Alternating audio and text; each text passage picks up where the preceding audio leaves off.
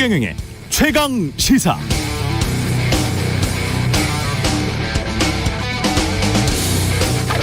당신이나 당신의 자녀가 만약 가난한 하위 10%에 태어났다면 몇 세대를 거쳐야 평균 소득에 도달할 수 있을까?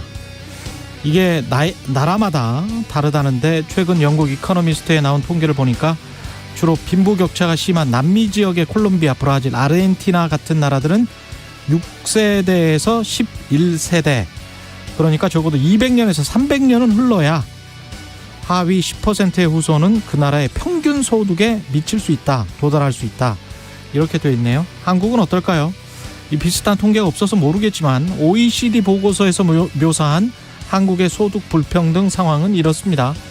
소득 불평등 상대적으로 심하다. 이유는 임금 불평등이 심하고 소득 재분배는 상대적으로 떨어지기 때문.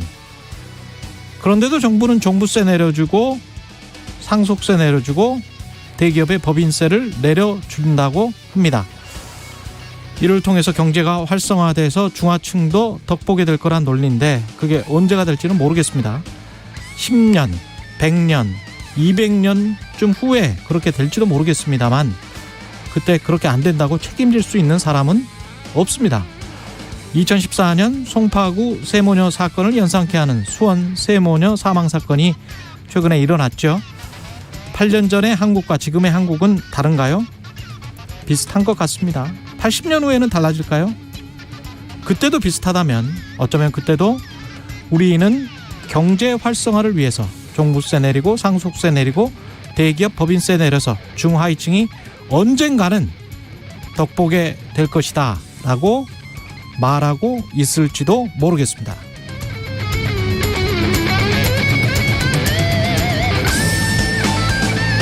네, 안녕하십니까. 8월 25일 세상에 이익이 되는 방송 최경영의 최강시사 출발합니다. 저는 KBS 최경영 기자입니다. 최경영의 최강시사 유튜브에 검색하시면 실시간 방송 보실 수 있습니다. 문자 참여는 짧은 문자 50원, 긴 문자 100원이 드는 샵9730 또는 유튜브 무료 콩 어플 많은 이용 부탁드리고요. 오늘 최강시사 최강욱 더불어민주당 의원 연결해보고요. 이어서 국민의힘 바로 세우기 국바세 모임을 주도하고 있는 신인규 국민의힘 전 상금 부대변인 만나보겠습니다.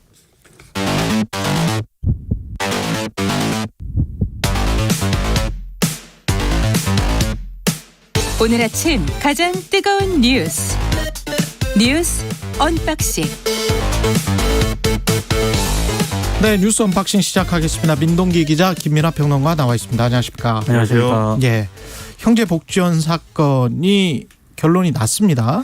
국가에 의한 인권 침해 사건으로 2기 진실 화해를 위한 과거사정립위원회가 결론을 내렸습니다. 이 사건이 알려진 지 35년 만에 국가기관이 국가의 책임을 처음으로 이제 공식 인정을 했는데요. 이 형제복지원 사건은 75년에서 87년 사이에 일어난 인권유린 사건인데요. 불법 강금, 강제 노역, 구타, 암매장 등이 자행이 됐습니다. 87년에 이곳을 탈출한 사람들에 의해서 이 사건이 알려졌는데 가해자인 박인근 형제복지원 이사장은 업무상 횡령 등의 혐의만 인정이 돼서 징역 2년 6개월을 받는 데 그쳤고요. 오히려 전두환 정권으로부터 불황화 퇴치 공로를 인정을 받아서 국민 훈장 등을 받았었어요. 받기도 했습니다. 물론 이 훈장 등은 2018년 7월에 박탈이 되기는 했습니다. 근데 이번 조사에서 좀 새롭게 밝혀진 내용이 있는데요. 형제복지원이 수용자들에게 정신과 약물을 과다 투약을 한 정황이 좀 드러났습니다. 86년에 형제복지원이 1년간 구입한 조현병 환자의 증세 완화제가 무려 25만 정에 달했다라고 하는데요. 이게 1년 동안 342명이 매일 2번 복용할 수 있는 그런 양이라고 하고요. 그리고 형제복지원 정신과 약물 구입 목록을 보니까 정신분열증, 양극성 장애 치료제, 향정신성 의약품 이런 것들이 포함이 되어 있었습니다. 그리고 이번에 강제노역, 구타 등의 학대로 사망한 사람이 657명으로 확인이 됐거든요. 예. 이게 기존에는 552명이었는데 105명 많은 그런 수치입니다. 그리고 정치적인 목적으로 이 형제복지원을 국가가 활용한 사실도 이번에 드러났습니다. 옛 보안사 조난 자료 등을 보니까 국가보안법, 방공법 위반자 다수가 여기에 강제 수용이 됐고요. 특히 경찰 조사에서 무혐의 처분을 받은 피의자가 강제 수용된 그런 사례도 이번에 확인이 됐습니다. 무혐의 처분을 받았는데? 그렇습니다. 예. 지금 생각하면 정말 말도 안 되는 엉망진창이었어요. 일이죠. 그 당시에는 이제 소위 그때 이제 불황아 뭐 이런 표현으로 이 거리에 있고 뭐 이런 분들을 다 이렇게 강제 수용해서 그냥 아이들까지 또. 그렇죠. 예. 그렇죠. 그 당시에는 뭐 11살, 12살 뭐 이랬던 분들도 상당수 있는 거니까. 그러니까 그런 것들이 국가의 어떤 폭력으로 이 자행된 것이고 국가가 주도한 어떤 그런 상황이었다는 게 다시 한번 명확하게 이제 확인이 된 거기 때문에 앞으로 여기에 대해서 그러면은 피해 보상이라든가 지원이라든가 국가가 법적 책임을 인정하고 그런 지원을 이제 해낼 수 있느냐 이게 중요한 어떤 과제 아니겠습니까? 그렇죠. 과거사 정리도 이제 그걸 권고하고 있는 거고 특히 이제 관계기관들이 이 사건을 조직적으로 축소 은폐를 했고 거기다가 부산시가 이걸 같이 한 거잖아요. 네. 그 이제 부산시 차원에서도 이들을 이제 지원하기 위한 상시적인 어떤 예산이나 관련 부서나 이런 것들을 마련을 해서 지원을 제대로 하라는 게 지금 과거사 정리위의 이 권고인 것이죠. 그런 이 권고를 앞으로 잘 지켜나갈 필요가 있고 특히 이제 이 관련 업무나 이런 것들을 법무부가 해야 될 거거든요. 그러니까 법무부의 역할이나 이런 것들이 중요하기 때문에 앞으로 이것과 관련돼서 지금까지 뭐 여러 논란들도 있었습니다만은 모처럼 이제 윤석열 정부가 정말 해야 될 일을 한다. 이 점을 보여줄 수 있는 그러한 사례가 됐으면 좋겠습니다. 근데 어제 KBS가 보도를 했던데요. 예. 이 진실화해위원회가 권고를 하지 않았습니까? 이게 지금 법원에 가서 다시 소송해야 돼요, 개인적으로는. 그렇습니다. 예, 배상 받으려면. 근데 이제 이 1기 이번에는 2기 진실화해위원회 권고인데 이 KBS 보도 등을 보니까 진실화해위원회가 보내온 65건의 권고를 행정안전부가 반송을 했다고 합니다. 네, 반송을 했고 이 행정안전부의 입장은 이렇더라고요.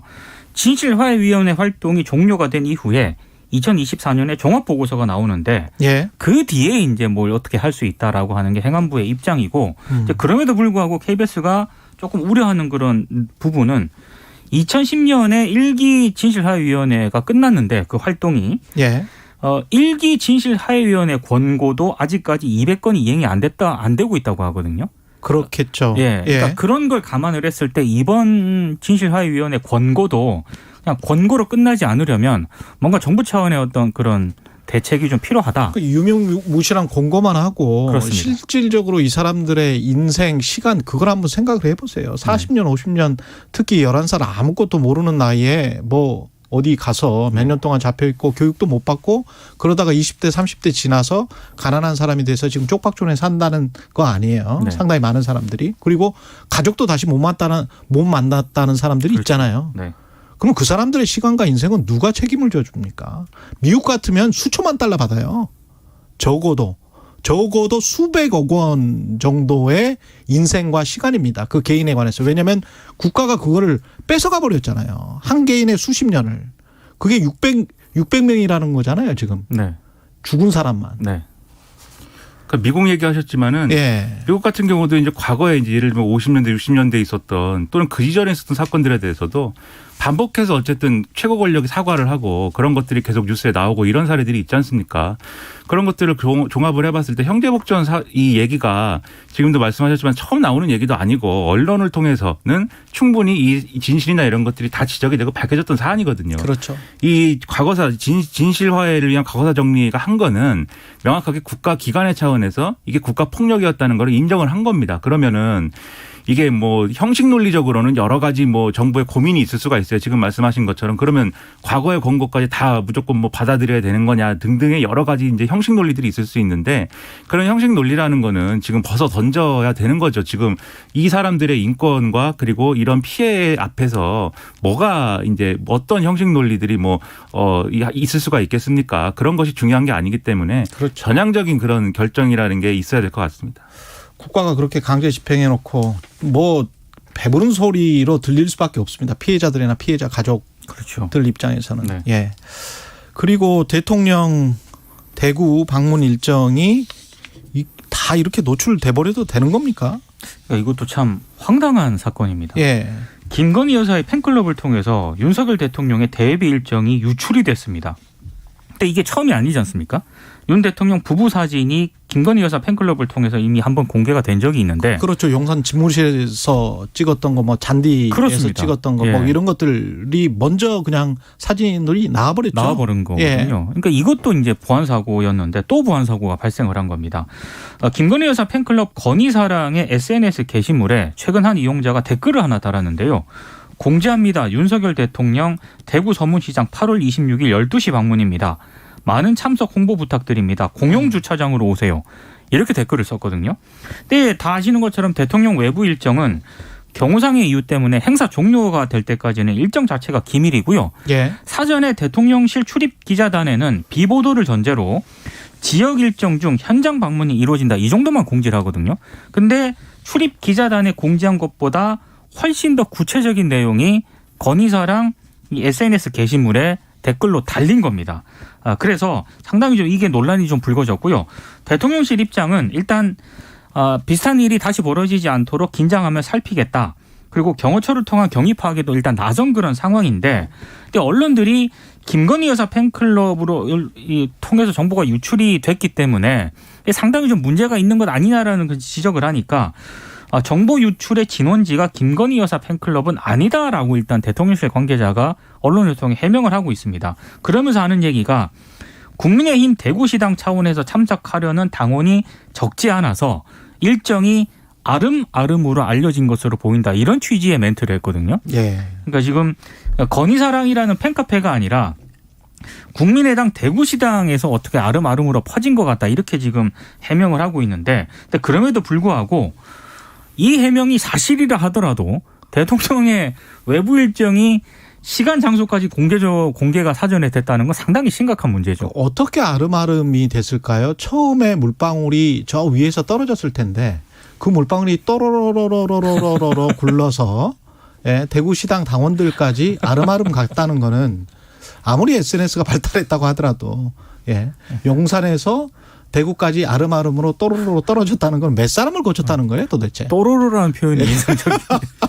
물방울이 물방울이 가는 길 예측할 수 없는 길입니다만은. 그러니까 대구시당이 대구 방문 사실은 알았겠죠. 그런데 여기서 문제가 되는 건 지금도 말씀하셨다시피 대구 방문 사실은 언론사도 알았을 텐데 그게 아니라 12시 이날 12시에 서문시장에 간다라는 정확한 이 그렇죠. 세부 일정과 그거는 출입 기자단도 안 알려줘요. 그러니까요. 그건 엠바고 사항에도 안 들어 있는 거예요. 그걸 그렇죠. 안 가르쳐 준 건데. 근데 그것을 대구시당이 알았다라는 거는 제가 볼 때는 전제가 성립이 안 됩니다. 그러니까 대구시당이 알 정도면 당연히 언론도 아는 거거든요. 그거는. 그런 것은 이해가 안 되고 또 다른 언론 보도나 이런 것들을 종합을 해보면 대구시당의 반응이 일부 또 인용된 보도들이 있는데 아니다라는 거예요. 그러니까 대구시당하고 같이 그렇게 대통령실하고 함께 준비를 해가지고 일정이 알려질 수밖에 그렇죠. 없는 그런 종류의 행사가 아니다 이게. 이렇게 얘기를 한다 그러면 결국 처음에 지금 말씀하신 대로 물방울로 이제 비유를 하자면 물방울이 나온 무슨 이 물통이 있는 거지 않습니까? 그 물통은 대통령실일 수밖에 없는 거잖아요. 대통령실이거나 그렇죠. 대통령과 이 영부인이거나 영부인을 왜 얘기하냐면 이 물방울이 흘러간 데가 결국은 김건희 여사의 팬클럽인 거잖아요. 그렇죠. 그러니까 이 두 가지를 생각할 수밖에 없는 거예요. 대통령실과 김건희 여사의 팬클럽 간에 중간에 무슨 어떤 여러 가지 이제 과정이 있었겠지만 결국은 대통령실에서 흘러나온 물이 이 김건희 여사 팬클럽에 도착했다라는 게 보여주는 바가 있는 것이죠. 저는 뒤에도 좀 말씀하시겠지만 지금 대통령실이 얼마나 분위기가 흉흉합니까? 지금 내부감 잘한다고 하고 군기를 잡고 있고 김대기 비서실장이 그런 엄중한 상황인데 그런 엄중한 상황에 어떤 대통령실의 직원이 또는 대통령실의 관계자가 그런 감찰이 진행되고 있는데 김건희 여사 팬클럽에 이런 식으로 정보를 흘렸다. 라고 하는 것이 뭘 믿고 이런 게 가능했겠느냐라는 의문이 크게 있거든요. 그런 걸 고려를 해보면 훨씬 더 이제 어떤 강도 높은 감찰이라든가 인적 쇄신이라든가 이런 것들이 여전히 필요하구나 이런 생각을 안 할 수가 없게 되는 거죠. 그리고 홍보나 마케팅 전략 차원에서 다시 한번 말씀드리면 대구 서문시장 그 박근혜 전 대통령 열렬한 지지 인파 이런 것들이 생각이 나잖아요. 대구 서문시장. 대구라는 상징적인 그런 도시에 또 서문시장은 아주 특별한 그렇죠. 장소입니다. 네. 근데 거기에서 많은 참석 홍보 부탁드립니다. 이런 문구가 있어요. 그러면 이게 순전히 홍보나 선전이나 마케팅을 위해서 가는 것처럼 비춰져 버리는 거거든요. 이런 것들이 과연 일반 국민들에게 얼마나 긍정적인 홍보나 마케팅 효과를 발휘할까? 이거 한번 생각을 해보세요. 대통령실도 그렇고 건희사랑 관계자분들도 그렇고 누가 관계가 돼 있다면 한번 생각을 해보시고 너무 옛날 방식이 아닌가 이런 거 하나 하고 그다음에 마케팅을 하려면 긍정적인 효과가 있어야 되고 부정적인 효과가 있어야 되는데 지금 언론에서 생각을 하는 거는 김건희 여사가 언론에 많이 노출되면 노출될수록 혹시 부정적인 효과가 훨씬 더 많은 거 아닌가 이런 우려를 지금 하고 있거든요. 그래서 그런 부분들을 잘 생각을 한다면 일반 국민들의 정서 그다음에 일반 국민들과 오히려 유리시키는 건의 사랑한다고 하면서 그렇죠. 네. 그런 것들도 한번 곰곰이 생각을 해보시면 이게 꼭 바람직한 그런 마케팅 전술인지는 잘 모르겠습니다. 예. 그래서 상당한 그 부분에서 의문인 게 이게 영부인에 대한 팬클럽인 거잖아요. 예. 그러니까 사실 영부인에 대한 팬클럽이 뭐 있었던 적이 있는지도 잘 모르겠고. 그건 그렇죠. 홍준표 그렇죠. 그 시장도 비슷한 이야기를 했죠. 비판을 했죠. 예. 그렇습니다. 본인은 들어본 적이 없다. 그러니까 있었던 적이 있는지도 모르겠고 또 있었다 하더라도 이렇게까지 적극적으로 어떤 정치적 변수가 돼서 이렇게 적극적으로 움직였던 예가 있느냐 상당히 이제 찾아보기가 어려운 예죠. 그런데 영부인이라는 존재는 우리가 뭐 늘 말씀드립니다만 이 선거로 선출된 직책도 아니고 최고 권력 대통령의 배우자라는 지위인 것 정도이지 않습니까? 그렇죠. 예. 그렇다고 한다면은 이렇게 적극적으로 어떤 정치적 변수를 창출하고 그것을 방치하는 그런 국정 운영이라는 것도 이게 맞는 거냐라는 의문은 가질 수밖에 없는 거고요. 그리고 이 김건희 여사 팬클럽이 굳이 왜 서문시장에 왜 가겠습니까? 그러니까 윤석열 대통령의 행보를 뒷받침하는 그런 일을 김건희 여사 팬클럽이 하는 걸까요? 김건희 여사가 거기에 같이 가는 거겠죠. 그러면은 그렇죠. 상식적으로 이 얘기를 할 때. 근데 김건희 여사 가는 맥락은 결국은 대통령의 일정 수행을 위해서 가는 것인데 팬클럽이 이런 식으로 또 다른 이런 정치적인 흐름을 보여주면은 최근에 김건희 여사가 예를 들면 경찰들하고 대화라든가 이런 것에서 별도의 모임을 만들고 이래가지고 논란이 있었잖아요. 예. 제가 볼 때 비슷한 논란 또 있을 수 있는 거예요. 이런 식으로 계속 상황이 흘러가면은 팬클럽에 대해서 지금 어떻게 해야 되는지를 팬클럽이라는 건 결국 그 팬클럽이 지지하는 사람이 어떻게 하느냐에 달린 거지 않습니까? 김건희 여사가 이것을 어떻게 처리해야 될지를 심사숙고를 해야 되는 상황이라고 봅니다. 예. 대통령실 내부 감찰 강화하기로 했습니다. 근데 지금 내부 감찰을 벌이고 있는데요. 언론 보도를 쭉 보니까 감찰 대상 직원이 대략 한 20명 정도 된다고 하거든요. 예. 유형이 이렇습니다. 대통령실 시위 대책 문건 유출 의혹을 받은 행정요원은 이미 대통령실 떠났다라고 하고요. 그리고 바로 그 위 비서관에 대해서는 인사위원회가 열릴 예정입니다. 그리고 김건희 여사 보좌를 담당하는 부속실 직원들에 대한 업무 점검도 이미 시작이 됐고 이 과정에서 김건희 여사 보좌하던 국회 보좌관 출신의 행정관이 최근 대통령실을 갑자기 떠난 사실이 또 확인이 되기도 했는데요. 근데 이것을 주목해서 좀 봐야 할 대목이 있습니다. 김건희 여사가 데리고 온 그 코바나 컨텐츠 출신 직원들이 있지 않습니까? 예. 이 사람들은 여전히 보좌 업무를 하고 있다고 합니다. 그래서 언론들의 해석은 대통령실이 감찰이라든가 업무 점검을 통해서 내부 정보를 유출한 직원들이나 아니면 김건희 여사 보좌 인력 가운데 최측근이 아닌 직원들을 입단속용으로 정리하고 있는 것 아니냐. 일부 언론들은 이렇게 해석을 하고 있고요. 최근에 윤핵관 라인으로 알려진 행정관 2명이 대통령실을 떠났는데 신문들의 해석은 검찰 출신들하고 윤핵관 그룹들의 권력 암투가 시작이 됐다. 또 이렇게 해석을 하는 언론들도 있습니다. 대통령실은 감찰은 일상적인 일이다. 특정한 의도가 없다라는 그런 입장을 보이고는 있는데요. 지금 일부 직원들에 대한 퇴출 작업은 어찌됐든 검찰 출신 참모들이 지금 주도를 하고 있는 것으로 지금 알려지고 있거든요. 상당히 여러 해석이 좀 나오고 있습니다. 그러니까 이게 무협지 같은 얘기들만 나오는 거예요. 그러니까 이게 뭐 지금 말씀하신 것처럼 검찰 출신 참모들과 그다음에 이제 윤핵관이라고 불리는 비선 라인의 대결이다. 뭐 이렇게 해석도 하고 그다음에 김대기 비서실장도 그렇고 어공 출신들이잖아요. 어공 출신들 연합과 여의도 정치의 대결이다. 뭐 이렇게 얘기도 하고. 근데 그런 구도가 이제 맞으려면 즉 이른바 윤핵관 그룹이 추천하는 인사들이 지금 업무 적합성이나 이런 것들을 기준으로 해가지고 좀 이 내보내지는 그런 형국이다라고 하는 게 전제가 되려면 대통령의 소위 말하는 윤핵관 그룹에 대한 어떤 신뢰라든가 이런 것들이 줄어들었다라는 해석으로 이어져야 되거든요. 그래야 그렇죠. 이게 의미가 그렇죠. 있는 거 아니겠습니까? 그렇죠. 근데 실제로 오늘 이제 언론 보도나 어제 보도 이런 것들을 종합을 해보면은 실제로 대통령이 윤핵관이라고 불리는 정치인들에 대해서 실망했다. 뭐 이런 얘기도 나와요 지금. 그런데 중요한 거는 그런 실망이 지금까지 어떤 국정 운영이라든가 이런 것들의 방향을 전환하고 뭔가 새로운 어떤 분위기, 새로운 스타일로 그리고 새로운 내용으로 대통령실이 앞으로 가기로 한 거다. 그게 이제 인적 쇄신이다. 이런 결론이라고 하면은 그 무협지 같은 얘기들보다 중요한 게 그 앞으로 어떻게 가느냐 이게 중요한 거거든요. 그래서 그 부분에서 이제 고민이 필요한데 근데 어제 뭐 MBC라든가 이런 일부 보도의 결은 그런 거라기보다는 이게 자꾸 뭐 이 대통령실 내부의 어떤 분위기라든가 그리고 유출되지 말아야 될 뭐 문건들이 유출된다든지 그런 것들이 결국 내부에 이렇게 대통령에 충성하지 않고 다른 사람에 충성을 하는 와중에 일어나는 거 아니냐. 즉 훨씬 더 대통령의 강한 충성심을 갖고 있는 사람들로 대통령실을 재편하는 거 아니냐. 막 이렇게 해석을 하는 시각이 있는 거거든요, 지금. 그렇습니까? 네. 그렇죠. 그런 경우라고 하면은 이게 올바른 방향의 인적 쇄신이냐라는 거에 대해서는 추가로 논란이 있을 수밖에 없는 것이기 때문에 쇄신을 하려면 제대로 해야 된다. 김대기 비서실장이 윤핵관들이 퇴조하니까 김대기 뜨고 있다 뭐 이런 기사도 쓰는데 김대기 비서실장이 확실하게 이 부분에 대해서는 쇄신의 방향을 명확하게 갖고 있는지 그리고 그 쇄신의 방향으로 가는 와중에 하는 쇄신인 것인지를 명확하게 지금 얘기를 해줘야 된다 이런 생각이 좀 듭니다. 쇄신이라고 뭐 별다른 기준이 있을까요? 지금 정부 윤석열 대통령이 강조했던 것은 능력 위주의 인사였잖아요. 그럼 인재를 뽑을 때 능력이 미치지 못했다.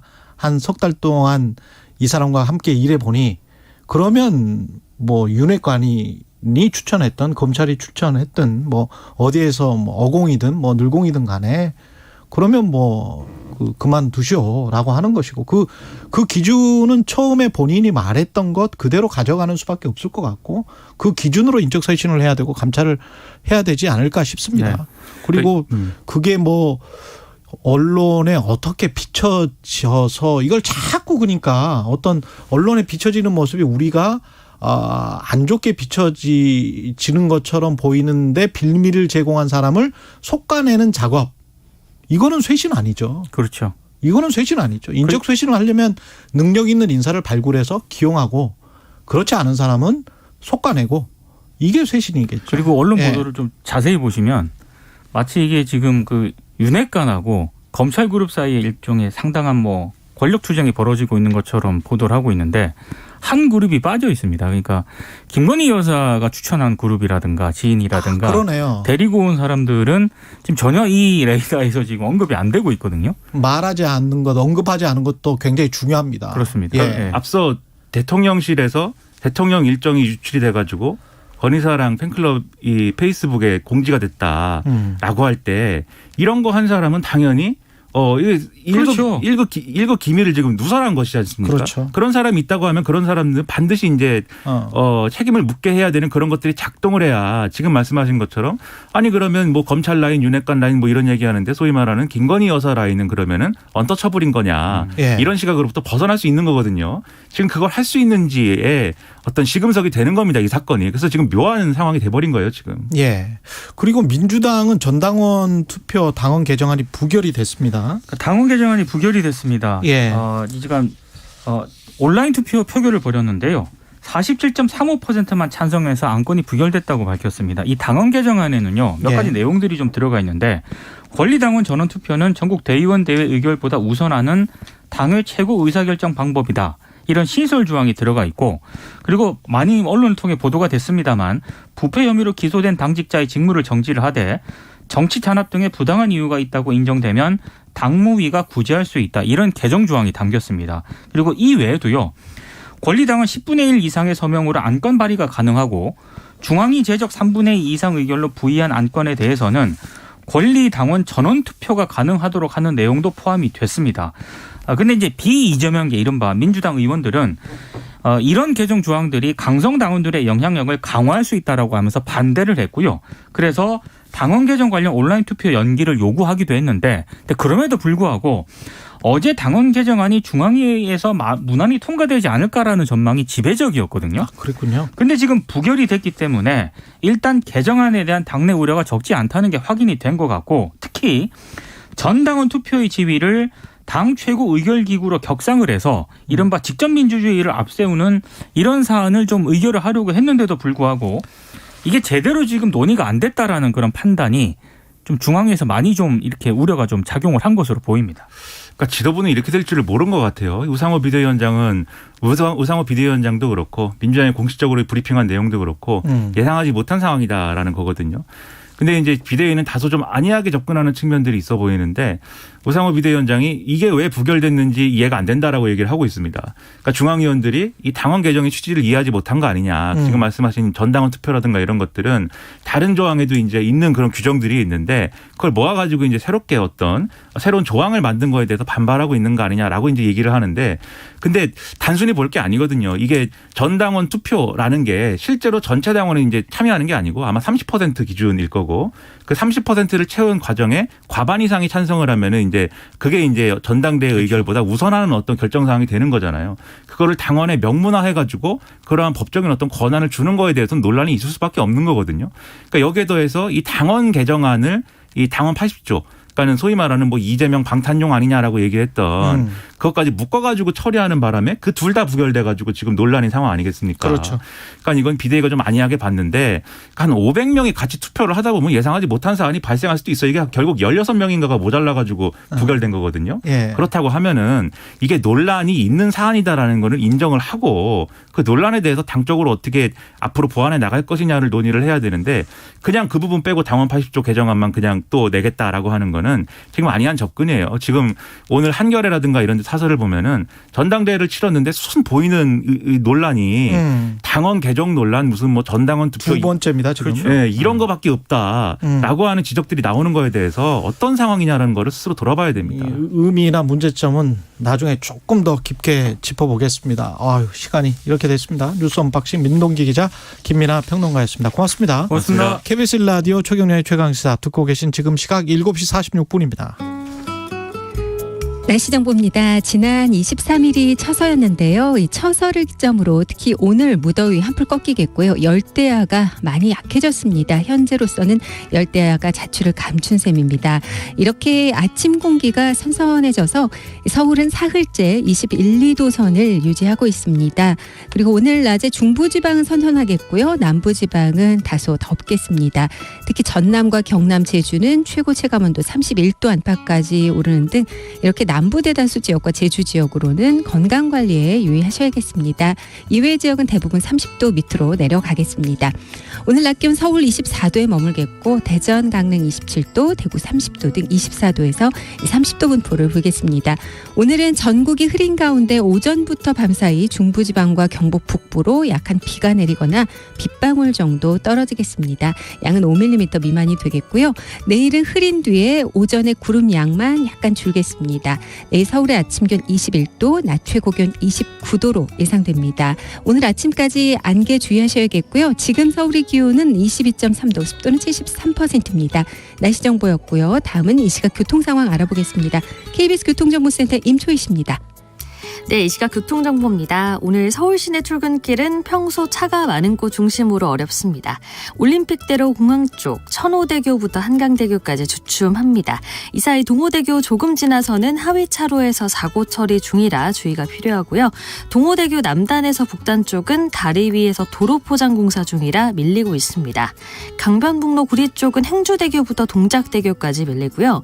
서부가선 지하도로 성산대교 쪽으로는 지하도로 중간 지점 2차로에서 사고가 났습니다. 주의해서 지나시고요. 같은 방향 서부간선도로는 고척교와 신정교 사이가 정체입니다. KBS 교통정보센터에서 인초였습니다.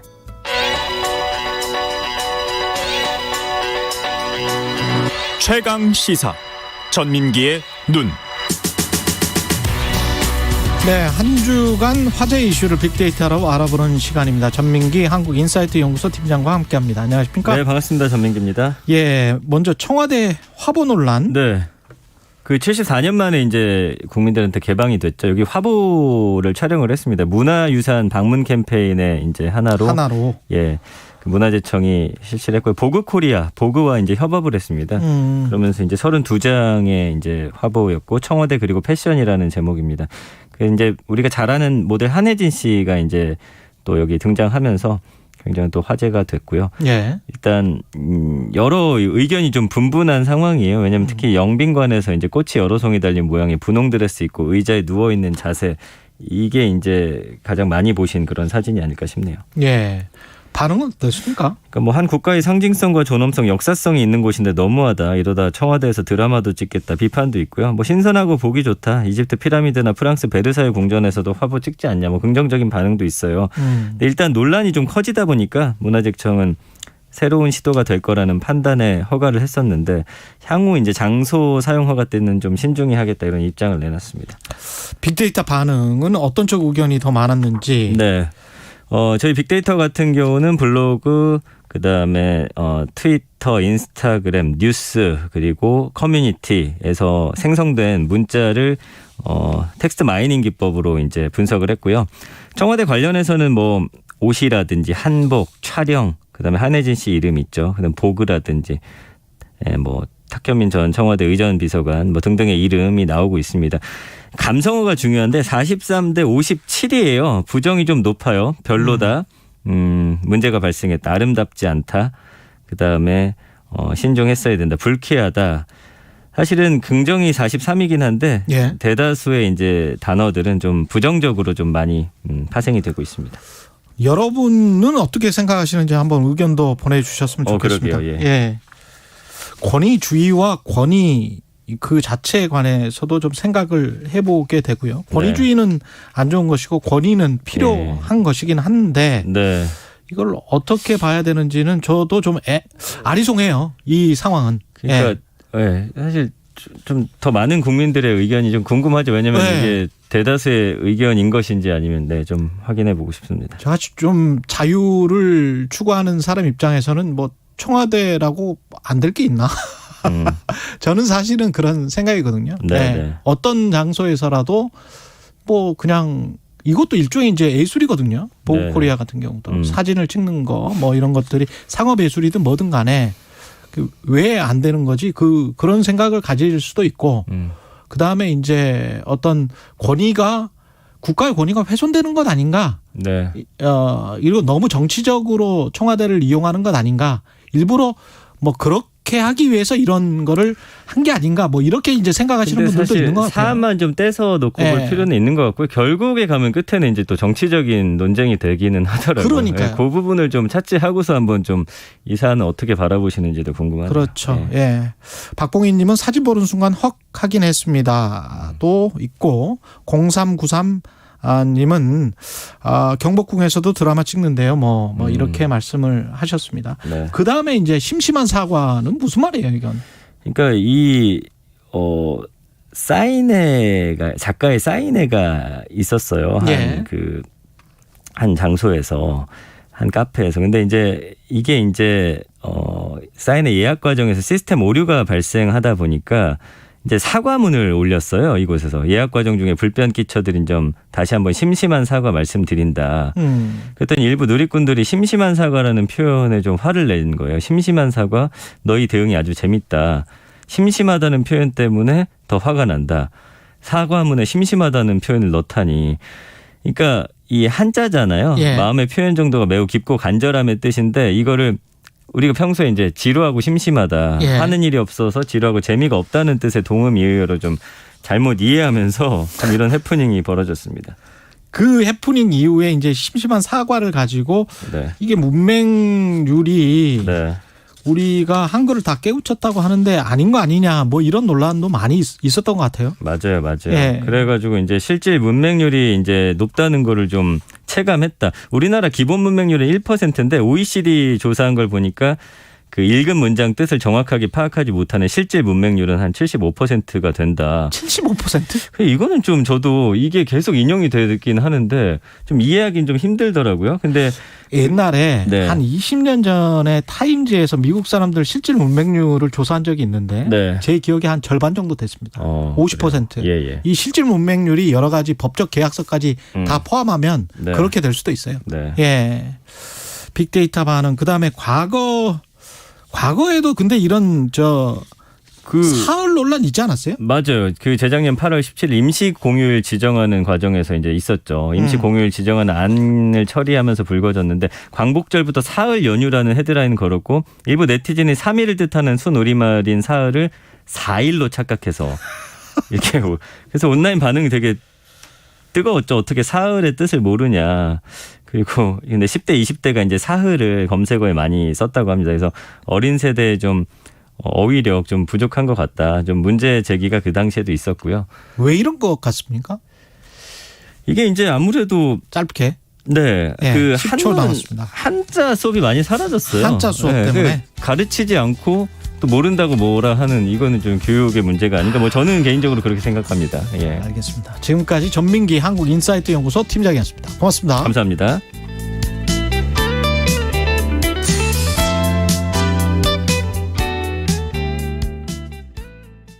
우리 함께 투명 페트병 분리배출 해볼까요?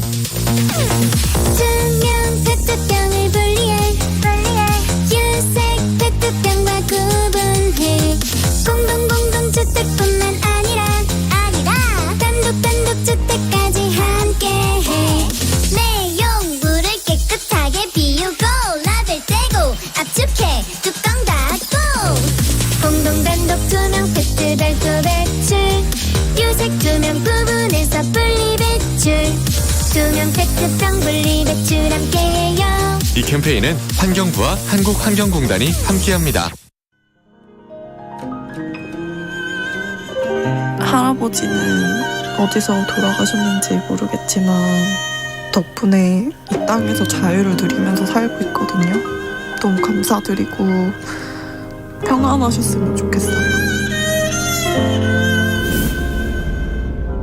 2022 KBS 연중기획 기억을 기록하다.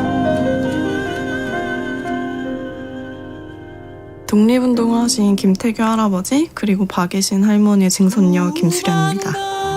정말 어렸을 때는 그냥 독립운동을 하셨다라고만 듣고 박예신 할머니가 이렇게 그 당시의 일들을 말씀하시는 걸 내켜하지 않으셨대요. 독립운동을 하면 한 명이 해도 3대가 힘들다고 하잖아요.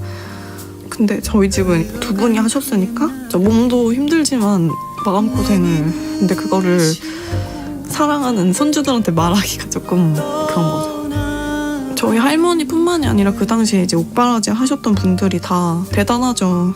그 사식이 없었다면은 아마 독립운동가들이 살아나오지 못했을 거예요. 고생하신 거를 좀 세상에 알리고 싶은데 어떻게 해야 될지 좀 모르겠는 막막함도 있고 할아버지들이 무명으로 활동을 하셨기 때문에 남아있는 자료가 별로 없어요. 안타깝죠 좀. 독립운동가 김태규, 박예신의 증손녀 김수련 씨는 기억합니다. 김태규 할아버지가 독립운동을 했을 때는 신혼이었습니다. 시아버지에 이어 남편의 옥바라지는 오롯이 새 신부 박예신 할머니의 목.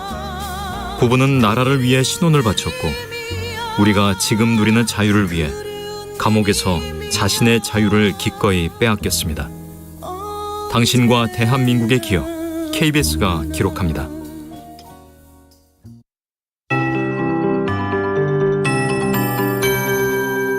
KBS 58분 날씨. 오늘 중부지방과 경북 지역은 기압골의 영향으로 오전부터 밤사이 약하게 비가 오거나 빗방울이 좀 떨어질 수 있겠습니다. 따라서 중부지방은 대체로 선선하겠고요. 비의 양은 5mm 미만이 되겠습니다. 전국의 하늘이 모두 흐리더라도 남부지방과 제주는 30도에 수렴하는 기온을 보이겠습니다. 체감온도는 31도 안팎까지 올라 무덥겠는데요. 대체로 더위는 한풀 꺾였습니다. 특히 지난 23일 처서 이후 서울의 아침 최저 기온이 21, 22도 선을 유지하는 등 전국의 아침 공기 선선해졌습니다. 내일도 서울의 아침 기온 21도 등 전국적으로 17도에서 22도, 낮 최고 기온 서울 29도를 비롯해서 26에서 30도로 오늘보다는 기온이 오르면서 덥겠습니다. 내일은 흐린 뒤에 오전에 구름량이 조금 줄기 때문이고요. 모레까지 그래도 전남권과 경남권, 제주를 중심으로는 체감온도가 30도를 넘습니다. 건강관리에 유의하셔야겠습니다. 오늘 아침까지 내륙, 특히 호남권 내륙을 중심으로 가시거리 1km 미만의 짙은 안개 끼는 곳이 있겠고요. 강이나 호수 주변은 더욱더 교통안전에 유의하셔야겠습니다. 오늘 서울의 낮 기온 24도, 대전 27, 대구는 30도 예상됩니다. 지금 서울의 기온은 22.9도입니다. KBS 58분 날씨 강혜종입니다.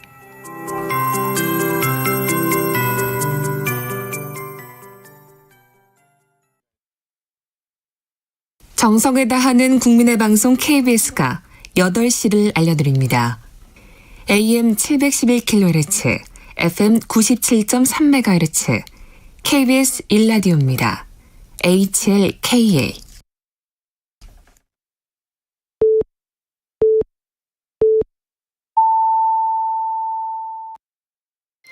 KBS 1라디오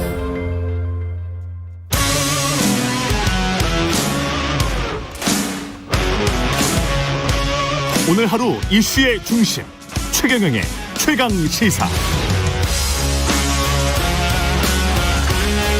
네, 법무부가 검찰의 직접 수사를 확대하는 시행령 개정안을 내놨고요.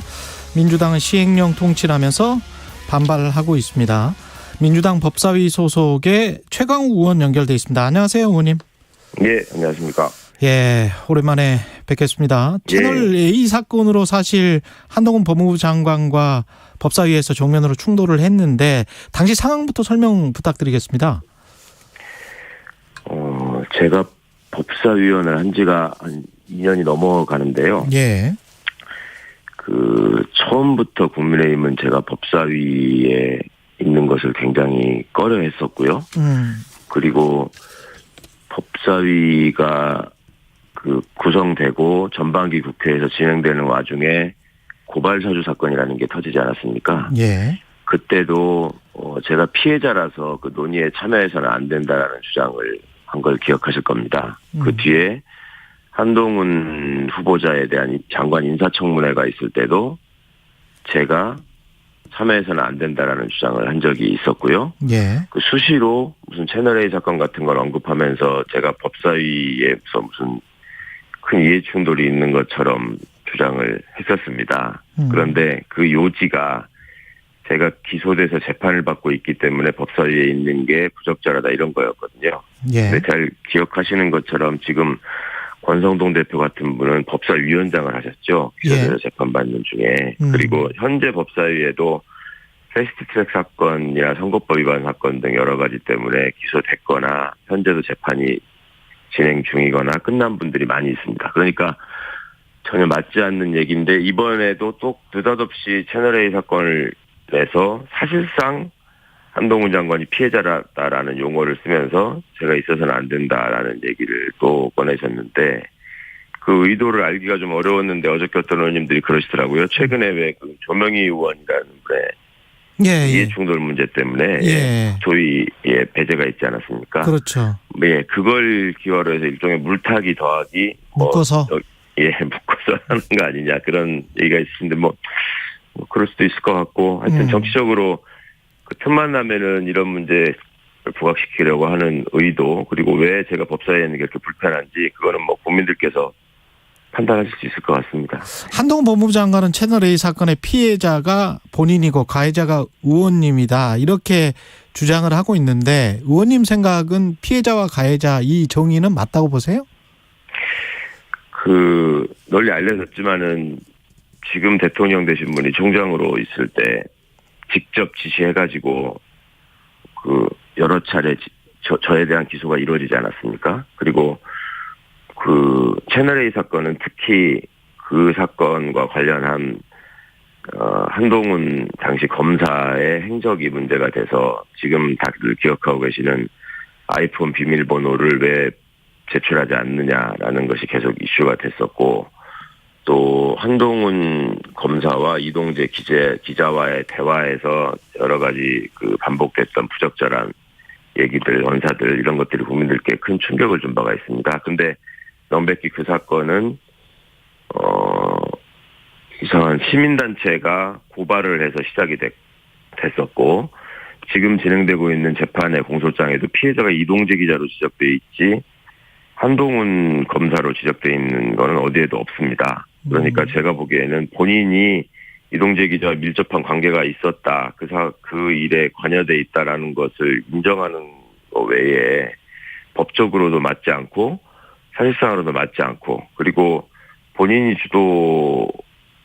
본인이 재직하던 검찰에서 또 본인이 무관하지 않은 사건에서 이게 기소가 됐다는 이유로 제가 가해자고 본인이 피해자라고 한다면 어떤 사건에서 그냥 그 형식적인 요건만 갖춰지면은 가해자 피해자가 딱 규정되는 것이다. 이런 식의 너무 지나치게 단순한 발상이 아닌가 싶고요. 오히려 결과를 보더라도 그 사건이나 다른 여타의 사건을 통해서 저는 여러 번의 기소를 통해 재판받는 지금 피고인 신분이고 의원직 상실까지 운운되고 있는 상황인데 본인은 지금 승승장구해서 법무부 장관까지 됐는데 어떻게 피해자라고 얘기하는지 결과적으로도 납득이 가지 않는 주장인 것 같습니다. 지금 저 법무부 이야기부터 해보죠. 시행령 개정안, 검찰 직접 수사를 확대한 시행령 개정안을 내놨는데 이게 의원님은 정치검사와 검찰의 군림과 독주를 지키려는 정부다. 라고 비판을 하셨고요. 개정안의 가장 큰 문제는 뭡니까? 일단 법무부 입장은 그 등이라는 것 때문에 시행령을 통해서 그걸 구체화하는 과정에서 확대할 수 있다. 이런 주장을 지금 펼치고 있거든요. 그렇죠. 그런데 그 주장을 펼치는 와중에도 검수완박법이라는 용어를 사용하고 있습니다. 검수완박법에서 등이라고 해놨기 때문에 시행령으로 그걸 넓힐 수 있다. 이런 주장인데 이게 앞뒤가 안 맞는 얘기죠.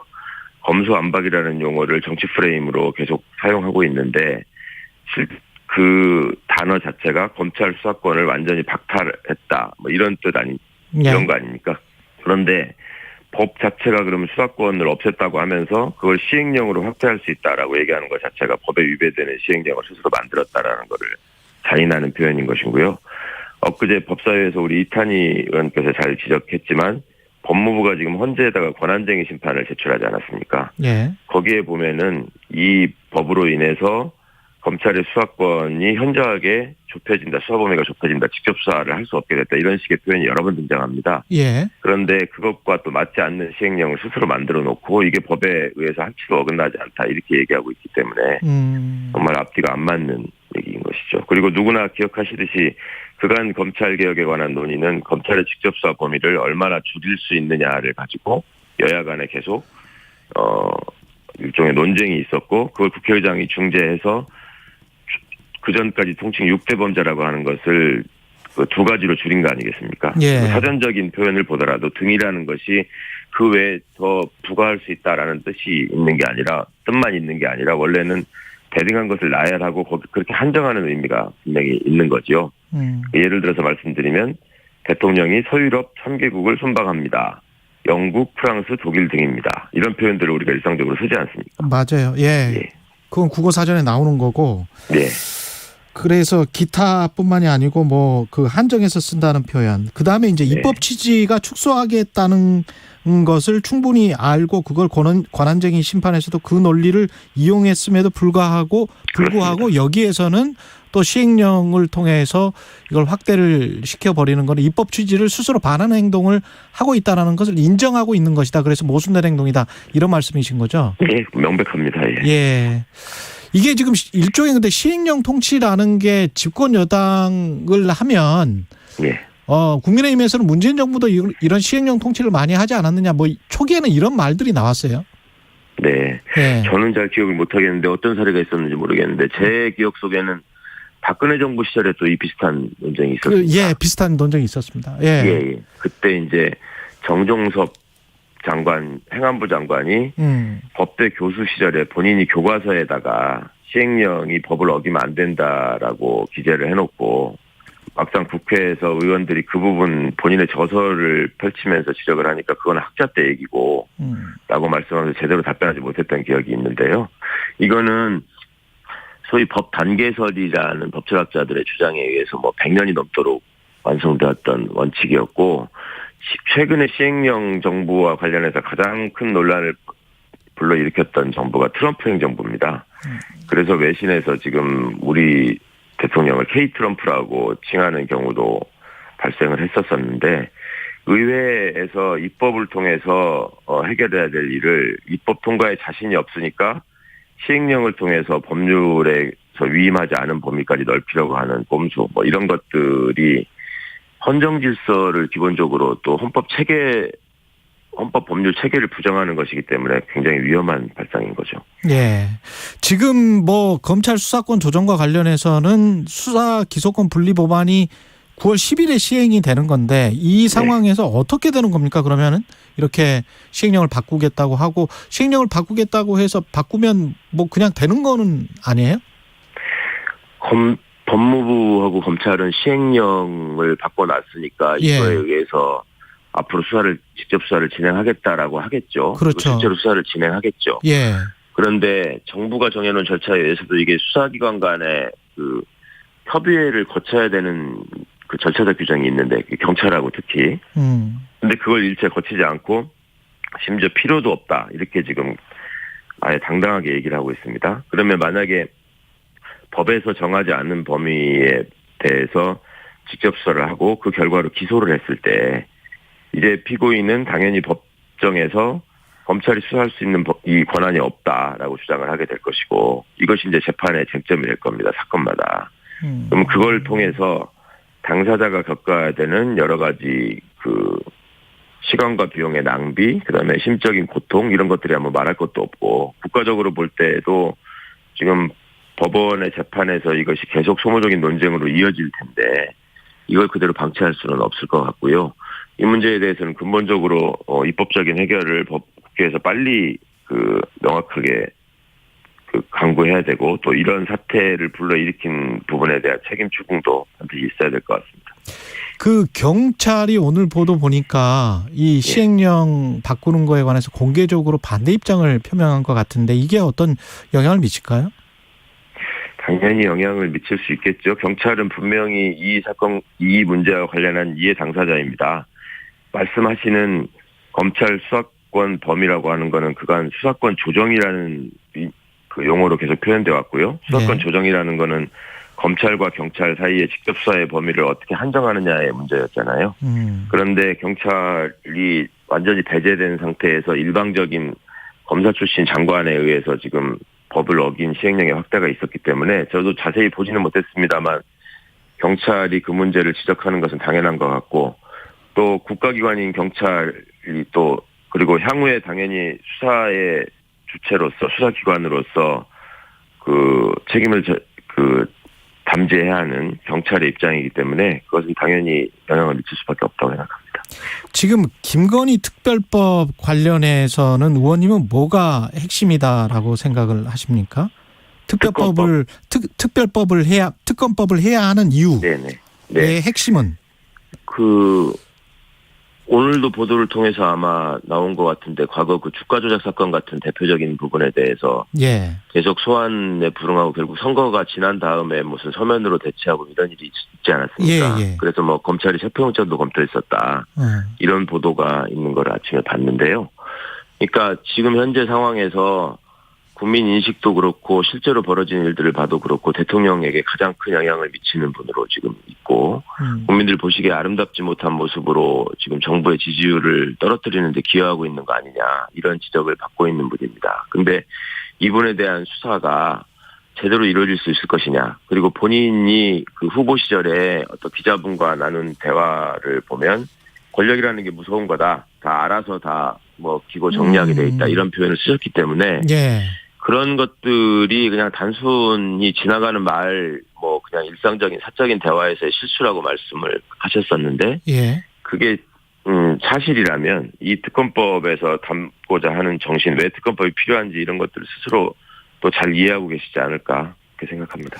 마지막으로 그 민주당 윤리심판원에서 6개월 당원 자격정지 받은 거 있잖아요. 이거는 재심은 언제 나오고 어떻게 진행되나요? 그건 전적으로 윤리심판원에서 결정하실 일이라서요. 저는 뭐 관련된 자료나 증언들을 지난번 심사 때 충분히 제출하지 못했고 당연히 적법 절차에 의해서 잘 알아서 판단하셨을 거라고 믿었었는데 예상치 않았던 결과가 나왔기 때문에 지금 재심 청구를 통해서 효력이 정지되어 있는 상태고 향후에 이제 당에서 정한 절차나 또 그 구성원분들의 양식이 있으니까 그리고 또 현장을 직접 경험하신 분들이 많이 계시니까 그 최선을 다해서 잘 설명하고 좋은 결과를 기대하고 하겠습니다. 여기까지 듣겠습니다. 지금까지 최강욱 더불어민주당 의원이었습니다. 고맙습니다. 감사합니다. 공정, 공익, 그리고 균형. 한 발짝 더 들어간다. 세상에 이익이 되는 방송. 최경영의 최강시사.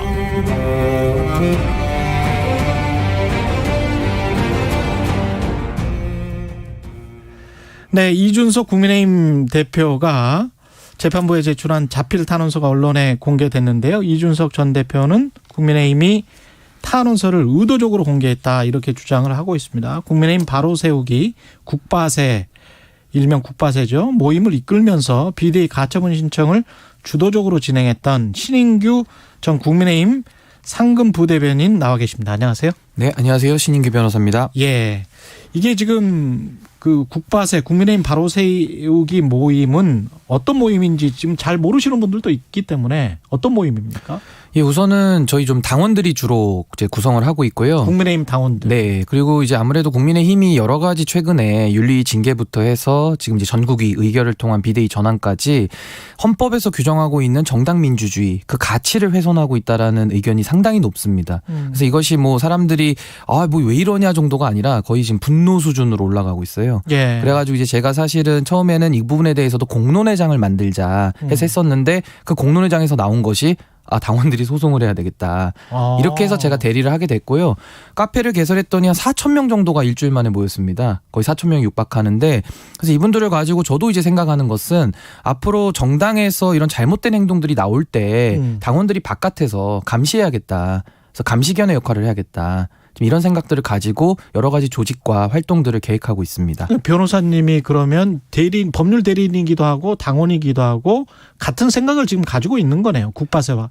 일단은 지금 남녀노소 불문하고 들어오고 있고요. 이게 무슨 젊은 사람들이 이준석 대표를 지지해서 모인 것이 아니고 물론 그 안에 지지자도 있습니다만은 전체적으로는 이제 국민의힘에 대해서 이런 헌법가치 훼손 문제, 정당 민주주의의 문제, 당원 주권의 문제를 가지고 문제의식을 가지신 분들이 모여서 목소리를 내고 있다. 그것이 국민의힘 바로 세우기 국바세다. 이렇게 이해하시면 될 것 같습니다. 그렇군요. 이게 근데 연결은 분명히 돼 있습니다. 가처분 신청과 그리고 이제 자필 탄원서 그 내용도 보셨을 거예요. 근데 이거는 어떻게 보셨는지도 참 궁금하더라고요. 우선은 탄원서 같은 경우는 이제 이준석 대표가 개인적으로 제출을 한 것이고 이제 그것이 소송 자료에 해당이 됩니다. 재판부에 제출을 한 것이죠. 근데 거기에 대해서는 사실 저는 그 원본을 보지는 못했고요. 이게 보도가 되고 나서 기자분들 사이에서나 이제 대중적으로 그 열람용이라는 파일이 막 돌아다니더라고요. 그렇죠. 글씨가 이렇게 써진 자필로 돼 있는 것을. 근데 저도 그걸 쭉 읽어봤는데 저는 이제 사실 그 내용 중에서도 뭐 이따가 짚겠습니다만은 일단 우선적으로 이것이 어떻게 외부로 유출이 될 수 있느냐. 저는 이 부분에 대해서 사실은 문제의식을 강하게 갖고 있고요. 이거에 대해서는 좀 따져볼 부분들이 많이 있습니다. 그래서 예를 들면 뭐 개인정보 보호 위반은 당연한 것이고요. 그 이준석 대표 이름도 들어가 있고 자기 생년도 들어가 있습니다. 그러니까 개인정보라는 건 당연한 것이고 무엇보다도 소송이라는 것은 당사자의 비밀에 대한 유지 의무가 변호사들 다 있거든요. 이것이 꼭 자신이 대리하는 의뢰인만 있지 않습니다. 이것은 상대방에 대한 의뢰인에 대한 비밀 유지 의무도 있다라는 것이 지금 학계 정설이거든요. 그렇군요. 그래서 이것을 만약에 변호사 쪽에서 유출했다 그러면은 그 변호사의 그 직무 윤리 내지는 범죄 혐의까지 이것은 한번 따져봐야 될 부분들이 여러 개 있는 것이고 또 하나는 송달받은 주체가 국민의힘. 국민의힘에는 대표자가 현재는 직무대행자 권성동 이렇게 돼 있습니다. 현재까지는 소송상으로 그렇습니다. 그리고 그 비대위원장으로 돼 있는 주호영 의원이 이제 그 이제 채무자로 돼 있거든요. 그럼 이분들은 공무원의 신분을 갖고 있기 때문에 공무상 비밀누설죄라는 게 또 있습니다. 그러니까 업무상 비밀누설과 공무상 비밀누설은 다른 거거든요. 그래서 이 부분에 대해서도 따져볼 것이 많기 때문에 일단은 뭐 법적으로는 그런데 뭐 정치적으로 해석을 한다 그러면은 굳이 이걸 왜 돌렸을까? 이 안에는 신군부라는 여러 가지 표현을 그분들은 이제 아무래도 나타내기 위해서 이준석 대표가 막 신군부에 비유했다. 막 재판부에 가서 일렀다. 뭐 이런 걸 이제 아마 강조하기 위함이었을 텐데 내용을 다 전문을 보니까요. 뭐 이 안에는 뭐 수사를 가지고 중재를 했다, 특사 보내준다, 뭐 윤리위를 무마해준다 이런 내용들이 나와 있어요. 그러니까 이런 것까지 이제 다 따져야 되는 것이거든요. 그래서 문제가 상당히 작을 거라고 그분들이 누가 유출했는지 모르지만 예상했을지 모르지만은 상당히 문제가 좀 심각해져 가고 있다. 특히 그 부분 경찰 수사를 뭐 어떻게 잘 처리를 하고 그리고 난 다음에 뭐 특사를 보내주고 12월에 사퇴를 하고 뭐 이런 게 나오잖아요. 그거는 만약에 사실이면은 정치적으로도 그렇고 그리고 법률적으로도 이게 가능한지도 모르겠습니다. 수사를 무마를 해주는 듯한 그런 느낌이었거든요. 그게 그 공직자는 연결성이라는 게 있습니다. 그러니까 직무가 투명하고 엄격해야 된다라는 것인데 사실 수사기관에 대한 장악이라는 문제는 과거 정권에서도 상당히 문제가 되었던 것들입니다. 다 직권남용이거든요. 그러니까 예를 들면은 수사기관을 장악해서 죄가 있는 사람에게 죄 없다고 해주거나 아니면 죄가 없는 사람에게 죄가 있다라고 만들어 버린다면은 그 수사기관이 정상적으로 작동한다고 볼 수 있겠습니까? 그러니까 이런 것처럼 수사기관에 대한 장악 문제는 상당히 심각한 문제거든요. 인권의 문제이기도 합니다. 그래서 저는 만에 하나 이준석 대표 탄원서에 들어있는 내용대로 해석한다면은 12월까지 당대표직을 정리하면 지금 문제되고 있는 윤리위 징계라든지 아니면 수사 그걸 정리하고 그리고 해외에 뭐 특사로 보내주겠다. 뭐 이런 것들이 만약에 들어가 있고 그게 확인이 된다 그러면은 그럼 반대로 얘기하면 수사기관을 지금 장악하고 있다라는 뜻 아니겠습니까? 장악을 하고 있으니까 딜이 가능할 거 아니겠습니까? 그래서 이런 부분에 대해서는 과연 저도 지금 2022년도를 살고 있는데 이게 가능할지에 대해서 저도 잘 상상이 안 돼요. 상상이 안 되는데 그런 말이 나오고 있기 때문에 확인은 필요하다라는 게 제 입장이고 보도에 보니까 최근 한 이틀 내로 그 보도에서 서울청 관계자들이 뭐 윤핵관 의원을 만났다. 뭐 이런 보도가 지금 나오고 있어요. JTBC 보도 말씀하시죠? 네, JTBC 보도가 한 두 차례 지금 나온 것 같은데 이 얘기는 그 탄원서 내용과 상당히 일치하지 않습니까? 그러니까 수사에 대한 중재 시도가 있었다. 그리고 만남이 있었다. 그렇다면 이 부분에 대해서는 저는 너무 궁금합니다. 그리고 이런 일은 절대 있어서는 안 됩니다. 이거는 여야의 문제도 아니고요. 대한민국이라는 민주공화국에서는 이런 일이 있어서는 안 됩니다. 그래서 저는 이 부분이 상당히 좀 궁금하고 좀 밝혀져야 될 필요가 굉장히 크다 이렇게 봅니다. 근데 기자 입장이나 외부인 입장에서는 뭐 이준석 전 당대표가 어떤 일을 저질렀든 간에 진실이 먼저 규명이 되고 그 상황에서 정치적으로 이제 국민들이 판단할 게 있으면 판단을 하고 뭐 이게 가장 중요할 것 같거든요. 근데 진실이 뭐 이렇게 색칠이 된다거나 가려진다거나 어떻게 무마가 된다거나 정치적으로 타협이 된다거나 이거는 좀 아니지 않습니까? 뭐 그것도 맞는 말씀이시지만은 최초에 저는 이준석 대표에 대한 사법적 절차가 법과 원칙에 따라 공정하게 진행돼야 된다는 거에는 뭐 많은 국민들도 이견이 없을 겁니다. 그런데 이제 이 의혹은 처음에 극우 유튜버에서 상당히 많은 분들에 대한 명예훼손을 했던 전력이 있는 그 유튜버, 그러니까 사실상 신뢰도가 제로라고 볼 수 있는 데에서 의혹을 작년 12월 27일에 제기를 했고 거기에 대해서 주요 논거는 현재 구속이 되어 있고 사기 혐의로 9년형을 선고받아서 지금 실형을 복역하고 있는 분의 증언밖에 없단 말이죠. 그러니까 거기에 대해서 수사가 지금 진행이 되고 있는데 당연히 어렵겠죠. 왜냐하면 믿을 수 없는 증거들을 가지고 수사를 하려니 얼마나 힘들겠습니까? 그러면 보통 고소고발 들어가면 한두 달 내에는 다 양측 조사 끝내고 결론을 내리거든요. 늦어도 3달입니다. 근데 지금은 이것이 한 8, 9개월 동안 진행되어 오고 있고 상당히 질질질 끌어오고 있습니다.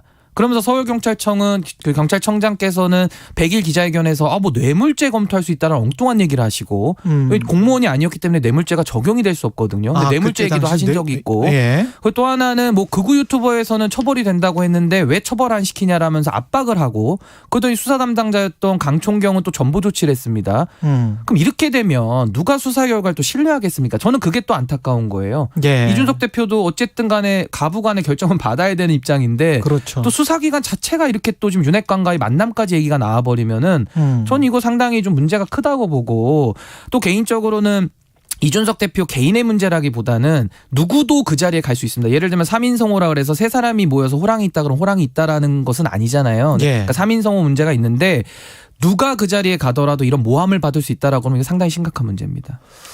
그렇군요. 그 국민의힘은 열람 자료를 유출한 사람을 발본색원하겠다 이렇게 이야기를 했고 변호사님은 어느 쪽에서 유출이 됐는지를 잘 모르겠다라고 아까 말씀을 하셨는데 지금 상황을 보면 이준석 당대표 측에서 유출했을 가능성도 그러면 있습니까? 이거 상식적으로 보시면 돼요. 처음에 이거 문제 제기한 부분들 보면 이준석 대표가 신군부에 비유했다 하면서 막 소리 질렀거든요. 언론 보도가 보도 나오고 나서 반응을 보시면 첫 반응이 첫 프레임이 그거 아닙니까? 폭로 프레임. 그리고 신군부에 어떻게 감히 절대자 얘기를 하면서 과거 신군부에 지금 정부를 비유할 수 있느냐 이러면서 격앙돼서 막 때렸거든요. 그러니까 이 대표가 막 가가지고 뒤늦게 열람용 막 그 컴퓨터로 발견해가지고 열람용이라는 걸 또 막 밝혀내고 이런 거 아니겠습니까? 그러면 여기서 볼 수 있는 건 이겁니다. 이준석 대표 개인은 이걸 누출할 이유가 없죠. 누출할 건 본인이 그냥 올리면 되죠. 페이스북에. 그러네. 그렇죠. 그리고 이준석 대표 대리인 측은 이거는 당사자기 때문에 더 강한 비밀 유지 의무가 있어서 이거를 유출할 실익이 없습니다. 아까 말씀하신 같은 맥락에서. 그리고 재판부도 이것을 유출을 할 수가 없고요. 만약 재판부가 유출했다면 이거는 정말 나라가 뒤집어질 일이기 때문에 감히 상상할 수가 없고 그럼 마지막 한 군데 이제 의심이 남은 곳은 채무자, 국민의힘과 주호영 채무자 그리고 그분들의 대리인 거기까지만 이제 이게 접근이 가능한 거거든요. 그럼 그 두 분도 입장을 밝히셔야 됩니다. 아니면 안 했다. 했으면 했다. 밝히면 될 일입니다. 근데 뭐 지금까지는 입장 나온 게 저는 못 봤고요. 이준석 대표 측은 안 했다. 그 대리인은 안 나갔다. 이렇게 입장을 밝히고 있어요. 그럼 한쪽 입장만 들어보면 될 일입니다. 지금 이게 그 사건이 발단이 된 게 가세연에서 그 검찰 수사 자료 가지고 이렇게 이야기를 하면서 이렇게 쭉 했었거든요. 근데 기자들도 사실 검찰 수사 자료를 이렇게 확보하기가 상당히 힘든데 그게 어떻게 딱 그 부분이 그렇게 들어가서 이렇게 쭉 흘러갔는지 이것들도 어떻게 보면 이제 정치적으로 해석하는 분들이 있는데 어떻게 보십니까? 사실 그 박근혜 대통령 때도 뭐 십상시 문건 얘기 나왔잖아요. 그때도 박근혜 대통령께서 유출 책임자 문책해라. 바로 색출해라 이렇게 나왔거든요. 이게 당연한 겁니다. 왜냐하면 공적 기록이기 때문에 공적 기록이 밖으로 나갔다. 굉장히 중차대한 문제 아니겠습니까? 그리고 특히 이거 수사 자료입니다. 수사 자료는 더 보완이 필요한 자료인 것인데 여기에 대해서도 작년 12월 27일에 제가 이제 봤던 그 방송에 유튜브 방송에 의하면은 이렇게 수사 기록 1000페이지를 쌓아놓고 얘기를 합니다. 그 다시 한번 돌려보십시오. 그러면서 수사 기록을 근거로 해서 이러이러한 혐의가 있고 이런 접대를 받았고 뭐 블라블라 얘기가 나오거든요. 그게 통째로 나가기는 정말 아니 그 영상에 나와 있습니다. 보십시오. 12월 27일에 작년 거. 그런데 이걸 보면요. 그때 그래서 대전지검에서 유출한 거 아니냐라는 의혹이 나왔어요. 그때 대전지검에서는 우리가 유출한 거 아니다라고 확인을 했어요. 근데 전 그것도 의아한 게 아니 가로세로 연구소에서 쌓아놓은 기록을 자신들이 대전지검 사람들이 보지도 않고 우리 거랑 다르다라는 얘기를 어떻게 합니까? 저는 그게 좀 의아합니다. 그냥 덮어놓고 부인만 하면 됩니까? 그러네. 저는 그게 의아하고 그렇다 그러면 대전지검 내지는 아니면 그때 당시 김성진이라는 사람을 대리했더니 김성진 씨는 구속돼 있기 때문에 유출시킬 수가 없어요. 그렇죠. 그럼 대리인이 그때 당시 변호인이 있었을 테니까 그 변호인 쪽에서 나갔다가 둘 중에 하나거든요. 거의 그 치킨 게임입니다. 둘 중에 하나예요. 검찰이나 법률 대리인. 근데 검찰 말도 저는 믿기가 어려운 것이 그 기록을 보지도 않고 자기네 거랑 다르다라는 해명은 너무 궁색하다. 그 얘기고 만약에 대전지검 말을 제가 백보양보해서 믿어준다 하더라도 그러면 그 변호인 측에서 센 거거든요. 그럼 그 변호인은 엄청난 책임을 이건 져야 되는 겁니다. 왜? 수사 기록이고 그 안에 있는 개인 정보는 무수히 많을 것이고요. 뭐 변호사 비밀 유지 의무부터 해서 업무상 비밀 누설 모든 게 다 걸립니다. 그래서 저는 이 부분에 대해서는 아직 누구를 의심하기는 어렵고요. 대전지검 아니면은 그 의뢰인, 그 김성진 씨라는 그분의 변호인 누구신지는 모르지만 그 둘 중에 하나를 확인해 보면 될 일이거든요. 근데 지금은 그런 절차가 없이 그냥 이 내용에 대해서만 지금 흘러가고 있기 때문에 전 이 부분은 상당히 좀 의아스럽다. 조사가 필요하다 이렇게 봅니다. 1분밖에 안 남았는데 어제 뭐 권은희 의원도 이 관련해서 본인의 예측을 이야기를 해 주셨는데 이준석 전 대표가 제기한 가처분 신청 결과는 어떻게 될지 궁금하고 그다음에 경찰 수사 결과는 또 어떻게 될지 각각 나눠서 짧게 말씀해 주십시오. 뭐 가처분 결과는 내용상 하자와 절차상 하자 두 가지를 다 들여다보고 있는 건 팩트 같습니다. 왜냐하면 너무 길어지고 있기 때문에요. 그래서 내용상 하자까지 인정된다면은 아마 비대위는 이제 더 이상 추진이 어려울 것이다 이렇게 보고요. 뭐 수사 결과 같은 경우도 지금 뭐 여러 가지 의혹들은 있습니다만은 저는 경찰이 법과 원칙에 따라서 죄가 있으면 죄를 묻고 죄가 없으면 죄를 안 묻는 좀 공정한 수사를 통해서 결론을 빨리 내려줬으면 좋겠습니다. 신인규 전 국민의힘 상근 부대변인이었습니다. 고맙습니다. 네, 감사합니다. 네, KBS 1라디오 최경영의 최강사 2부는 여기까지고요. 잠시 후 3부에서는 김진수 연세대학교 사회복지학과 교수 연결해서 수원 세모녀 사건 복지 사각지대 문제 짚어보고요. 이상한 변호사 우영우 속의 실제 모티브였던 변호사입니다. 신민영 변호사도 만나보겠습니다.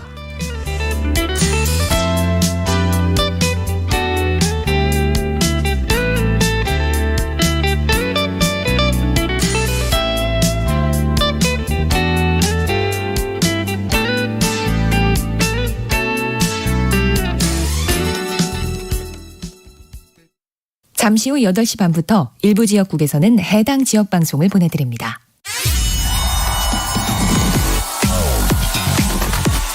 여러분, 경제가 어려워서 너무 힘드시죠? 그래서 준비했습니다. 대한민국 경제 오디션 내가 경제스타 K. 경제와 관련된 이야기라면 모두 환영합니다. 총 상금 6천만 원을 준비했습니다.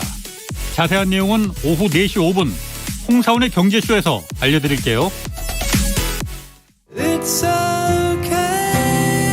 진행은 서툴지만 내용은 알찹니다. 진실의 편에서, 정의의 편에서, 약자의 편에서 뉴스를 전합니다. 주진우 라이브와 함께 더 많이, 더 오래 웃었으면 좋겠습니다. 매일 오후 5시 5분 KBS 1라디오 주진우 라이브. 지금 시각은 8시 30분입니다. KBS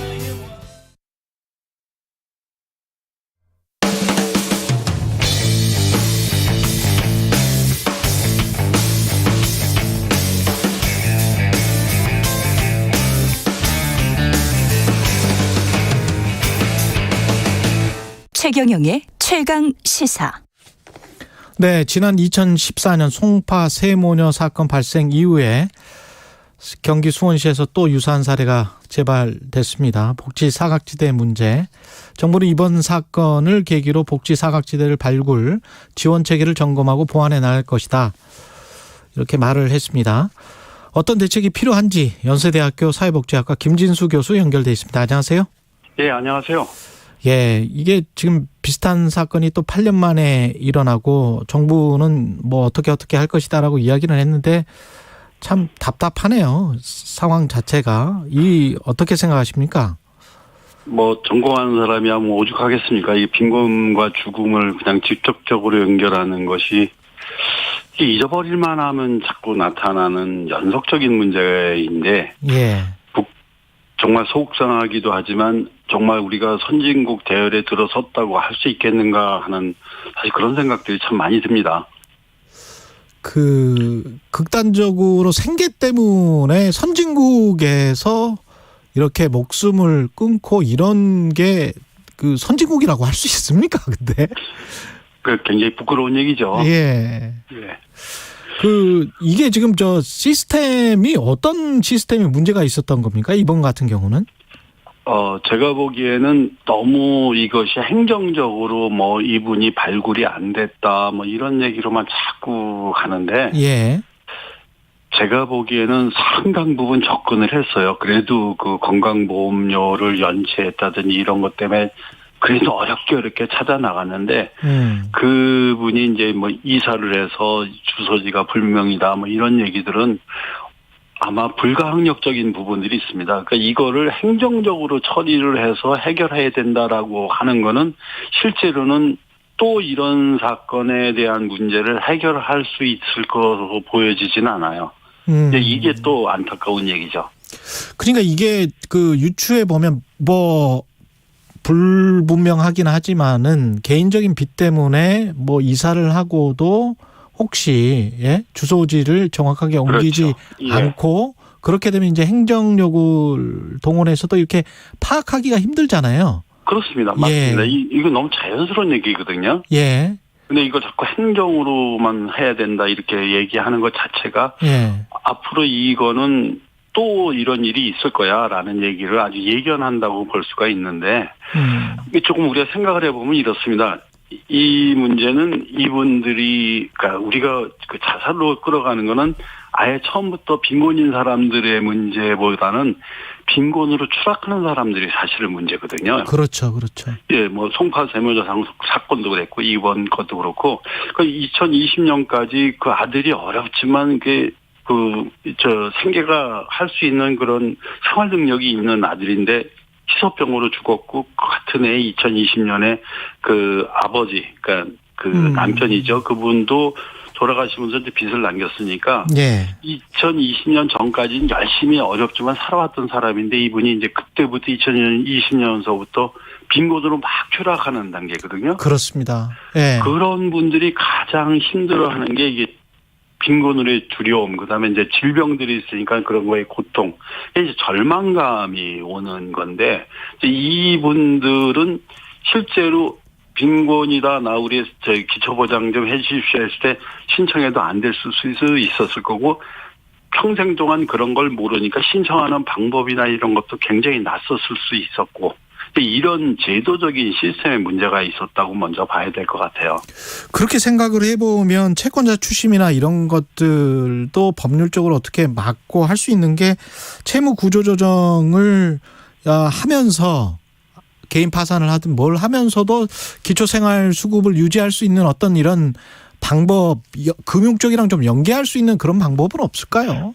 아니, 굉장히 좋으신 그 얘기인데. 예. 우리가 지금 그 국민기초생활보장제도는 굉장히 소극적이에요. 어떤 거냐?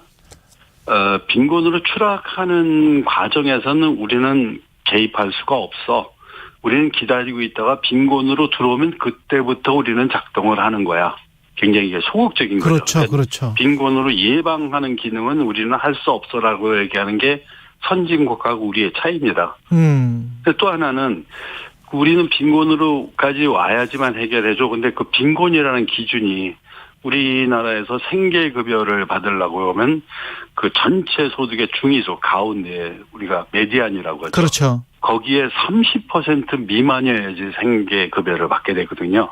30% 미만? 예. 그럼 200만 원이면은 60만 원 미만? 그렇죠. 이 미디안이 200만 원이면? 예. 그렇게 되는 거다 보니까 그 대상자가 굉장히 좁습니다. 아주 엄격한 거죠. 진짜 좁네. 예. 거기다가 그거를 담당 공무원들이 이런 경우에는 너무 위험하니까 지금 조금 이 사람을 당분간이라도 이 급여 대상자에 넣어야겠다. 이게 안 됩니다. 법적으로. 그건 법 위반이 되니까 재량권이 없어요. 예. 그러다 보니까 범위는 좁지, 그 다음에 수동적으로 그 범위 안에 들어와야 되지. 그러니까 우리나라에만 있는 차상위 계층이라는 것도 생기기도 하고. 그러니까 이거는 행정적인 문제라기보다는 좀 더 근본적인 문제에서 범위도 좁고 이분들을 해결하려고 하는 법적인 체제가 포괄적이지 못한다는 데 문제가 있는 거죠. 그렇게 그 법적인 체제가 배타적이고 포괄적이지 못하고 좁은 이유 중에 하나는 좀 의심하고 있는 거 아니에요? 그러니까 처음부터 뭐 이 기초생활수급자들 잠재 대상자들이 속일 수도 있다. 그래서 국가의 돈을 받아갈 수 있다. 이런 생각을 가지고 있는 거 아닙니까? 혹시? 그렇게 좀 비판적으로 볼 수도 있지만 예. 우리나라에서 공적 부조 이 대상자를 늘리는 게 그 IMF 오면서 그래도 꽤 늘렸어요. 그전에는 뭐 1%도 안 됐는데 지금 한 3%가 좀 넘어가는데 아직은 우리가 그런 거에 좀 인색한 거죠. 인색하다. 예.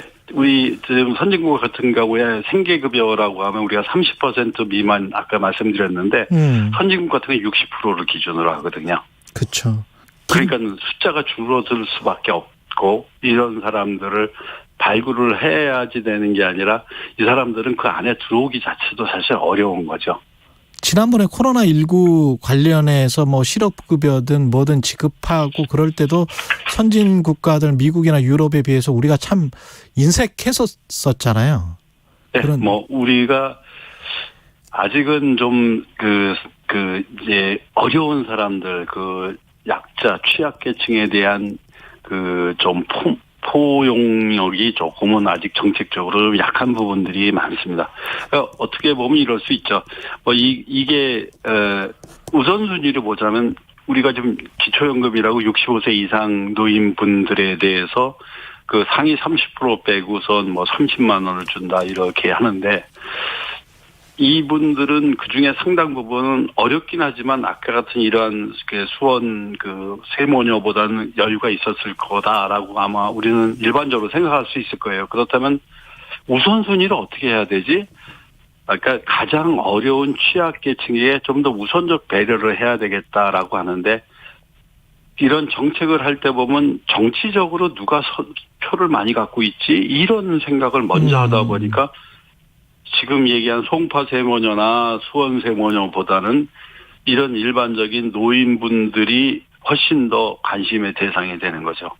이 사람들의 숫자가 이런 차상위계층이든 기초생활수급 대상자든 이 사람들의 숫자가 지금 양극화나 뭐 이런 것들 때문에 늘어나는 겁니까? 어떻게 보세요? 당연히 그렇죠. 당연히 그렇고. 숫자는 몇만 명, 몇백만 명 어떻게 그 나온 게 있습니까? 저희가 우리나라에서 지금 그 기초 수급자들이 한 170만 정도로 이제 보는데 170만. 보통 이거를 본다면 차상위 가치까지 하면 한 120만 정도는 최소한 더 포괄을 해줘야 된다. 그러면 300만 명. 그러면 한 6%나 5%까지는 올라가야지 그래도 조금 공적 부조라는 게 작동한다고 볼 수 있지 않나 이렇게 생각을 하거든요.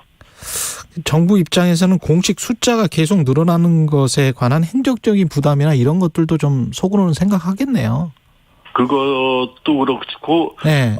중앙 정부가 이 기준을 만들어서 이제 네. 지방자치단체에다가 똑같이 적용을 하게 하면 지자체는 거기에 그 일부 부분을 재정적으로 부담을 하게 돼 있는데 예. 지자체마다 많이 틀리거든요. 아, 그렇게 되는 시스템입니까? 그러니까 재정 상태가 나쁜 예. 데서는 정말 곤욕스러운 거예요. 중앙정부는 이렇게 해서 이런 기준으로 해라. 그런데 지자체가 그만큼의 재정을 확보해서 그걸 매칭을 해야 되는데 그걸 못하는 경우들은 사실 속은 괴롭죠. 이거 돈이 어디 있다고 이렇게 중앙정부는 이런 식으로 하지? 이런 문제. 그러니까 조금 더 중앙정부가 기준을 마련할 때는 지방정부의 재정 상태를 조금 더 면밀히 좀 살펴볼 필요도 있다 이렇게 볼 수 있죠. 아, 중앙정부의 기준이 있는데도 불구하고 지방정부가 예산이 없어서 못 따라갈 수도 있다라는 말씀이네요. 예, 그렇습니다. 예. 하대균 님은 동네 이장을 해본 사람인데요. 이장들이 이 가장 힘들다 도와줘야 한다고 하면 공무원들은 여러 가지 이유로 도와줄 수 없다고 합니다. 공동체 사정을 가장 잘 아는 이장이나 통장이 도와달라고 하면 한시적으로라도 도와줄 수는 없는 걸까요? 이런 말씀을 하셨고, 김정수 님은 제가 볼 땐 그 정말 중요한 얘기인데 예. 말씀하십시오. 지금 이 발굴을 하는 문제를 중앙정부나 지방정부 우리 법에 사회보장 기본법에 예. 이렇게 돼 있어요. 그 대상자가 내가 잘 몰라서 화성시에서 했지만 야 내가 수원시에 가서 내가 기초생활 그 수급자에게 청구해야겠다, 신청해야겠다. 신청을 하면 아마 수원시에서는 이거 화성 가서 하세요 이럴 거예요. 근데 사회보장 기본법에는 예. 그분들이 잘못된 데다 기관에서 신청을 하더라도 그 기관은 지체 없이 원래 맞는 기관으로 보내줘야 된다 이렇게 돼 있는데 아마 그거 알고 있는 지자체가 없을 거예요. 그 법의 취지도 모르고 이런 문제는 이런 공공 부분에서 하는 거는 우리가 얘기할 때 지금 화성시에서 그 담당 공무원이 2-3명인데 대상자가 10,000명인데 어떻게 하라는 얘기냐. 맞거든요. 그러니까 그거 못하니까 나더라가 아니라 제가 보기에는 민간에서 이웃이나 또는 그런 통장님이나 반장님이나 이장이나 이런 분들이 그 지역 주민에 대한 거에 대한 정보나 여러 가지 도와줄 수 있는 거를 공공 부분하고 연결을 하는 방법이 가장 좋지 않겠는가. 이거는 사실 선진국에서도 상당 부분 이게 잘 돼 있습니다. 그걸 그렇죠. 이제 커뮤니티 네트워크라고 하는데 지역의 어떤 그 정보망을 가지고 활용을 해서 긍정적으로 쓸 수 있게 이렇게 해줘야 될 것 같아요. 사람들 인식도 약간 좀 바뀌어야 될 것 같은 게 지금 쭉 말씀 들어보다 보면 가난이 갑자기 닥칠 수도 있는 재난처럼 그래서 긴급구호를 사회가 해줘야 되는 우리가 재난 닥쳤을 때 긴급구호 해주잖아요. 그럼요. 그런 것처럼 좀 생각을 해야 될 것 같은데. 이게 우리나라 긴급구호는 이렇습니다. 그러니까 예. 빈곤한데 이 사람이 대상자가 아니었네. 그러면 그 신청해서 그걸 받는 동안에 긴급이라도 해줘야지 이런 긴급구호를 생각하는데 예. 그 선진국의 긴급구호는 이 사람이 말하자면 큰 폭우 와서 양계장을 하는데 농협에서 돈을 빌렸는데 병아리가 다 죽었다. 그러면 이 사람은 틀림없이 땅을 팔고 거기서 쫓겨나고 빈곤으로 갈 거야. 그러니까 이 사람이 다시 그 부분을 할 수 있게 빈곤으로 추락하기 전에 추락 예방을 해주는 방법을 써야겠다. 이게 긴급구호거든요. 예방적 긴급구호군요. 예, 그러니까 우리가 빈곤 정책은 빈곤한 사람을 보호하는 게 아니라 예방, 보호, 탈출이거든요. 예방을 해주고 정말 빈곤으로 들어오면 보호를 해주고 거기서 탈출할 수 있는 방법을 모색하는 이 종합적인 단계를 같이 해야지 빈곤하고의 어떤 그 빈곤을 퇴치하는 이제 좀 효과적인 방법을 쓸 수 있다라고 보는 거죠. 예. 우리가 그런 부분에선 조금 폭도 좁고 적극적이지 못하다 이런 얘기를 드릴 수 있는 거죠.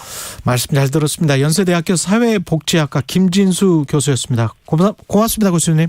예. 네, 감사합니다. 예, KBS 1라디오 최경영의 최강시사 듣고 계신 지금 시각 8시 44분입니다. 이 시각 교통정보입니다. 출근길 돌발 상황이 많습니다. 서울시내 동호대교 남단에서 북단 쪽은 1차로에서 도로 포장 공사 중이라 정체고요. 올림픽대로 하남 방향은 행주대교부터 성산대교까지는 많이 밀리고 있습니다. 다시 여의하루부터 청담대교까지 주춤하고요. 더 가서는 암사대교 부근 4차로에 대형 화물차가 고장으로 멈춰 있어서 차로 변경 잘 하셔야겠습니다. 반대 공항 쪽으로는 암사대교부터 동호대교까지 밀리고요. 더 가서는 방화대교 부근 3차로에도 고장난 차가 있어서 정체입니다. 수도권 제2순환고속도로 일산에서 판교 쪽은 계양부터 송내까지 어려운데요. 이 사이 중동 4차로에도 고장난 차가 멈춰 있어서 주의가 필요하고요.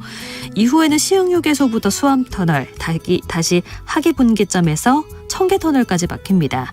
경부고속도로 서울 방향은 달래내에서 반포까지만 많이 밀리는데요. 달래내 1차로에도 고장난 버스가 멈춰 있어서 더 혼잡해졌습니다. KBS 교통정보센터에서 임초희였습니다.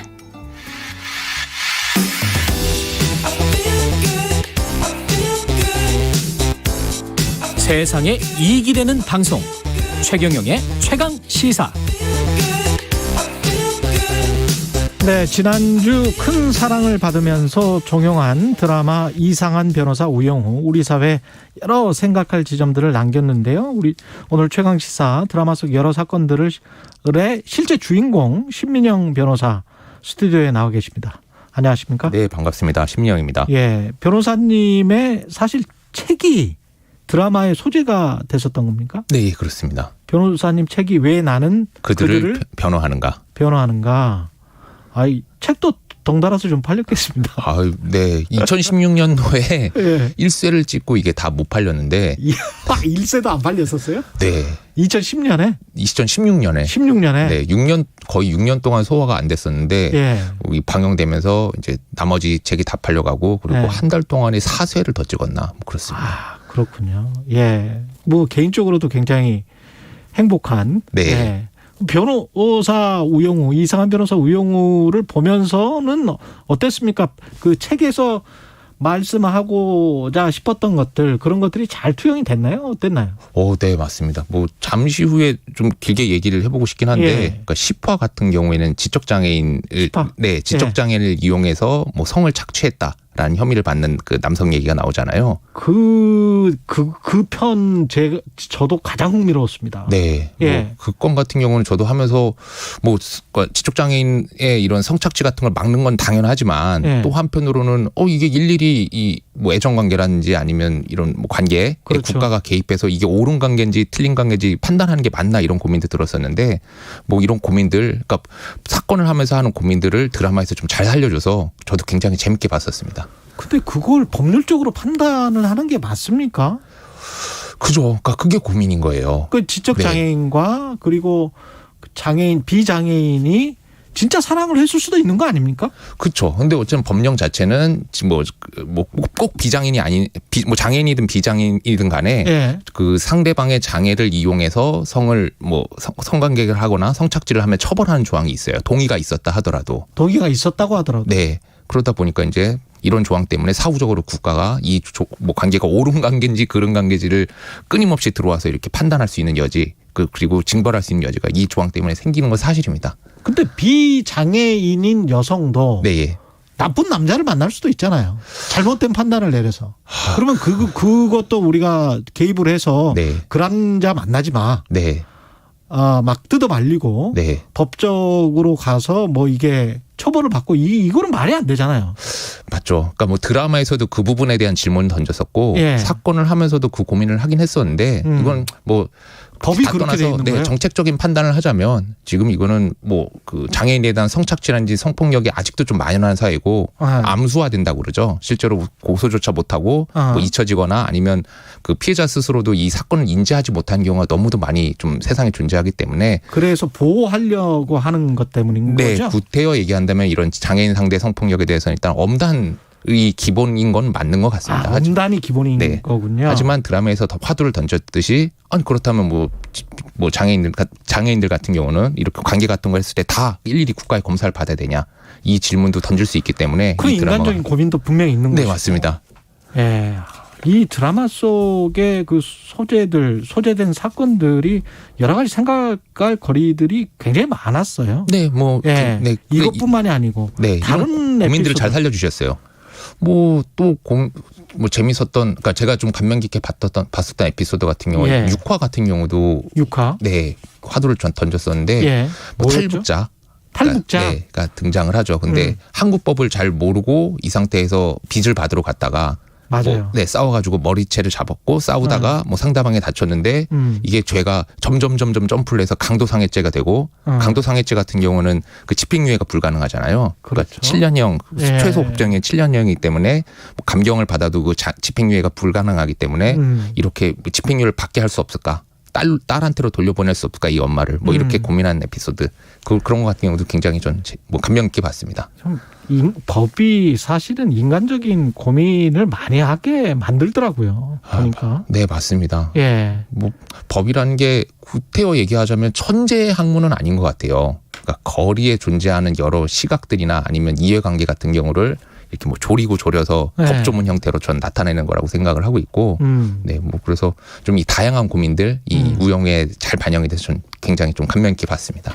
그 소품들 특히 나타난 그 오브제 중에 그 고래 같은 거 있잖아요. 네, 예. 그런 거는 순수하게 그 작가의 상상력일까요? 아니면 드라마 PD의 상상력일까요? 작가분의 생각인 것 같아요. 예. 적어도 제가 변호를 하거나 책을 쓰면서 고래를 떠올려 본 적은 없습니다. 왜 고래였을까요? 그것도 참 궁금합니다. 그러니까요. 저도 예. 한번, 그러니까 사실 이 작품에 뭐 제 책에 쓰이긴 했지만 작가님을 한 번도 못 뵀어요. 그래요? 네. 제작진도 못 뵀습니까?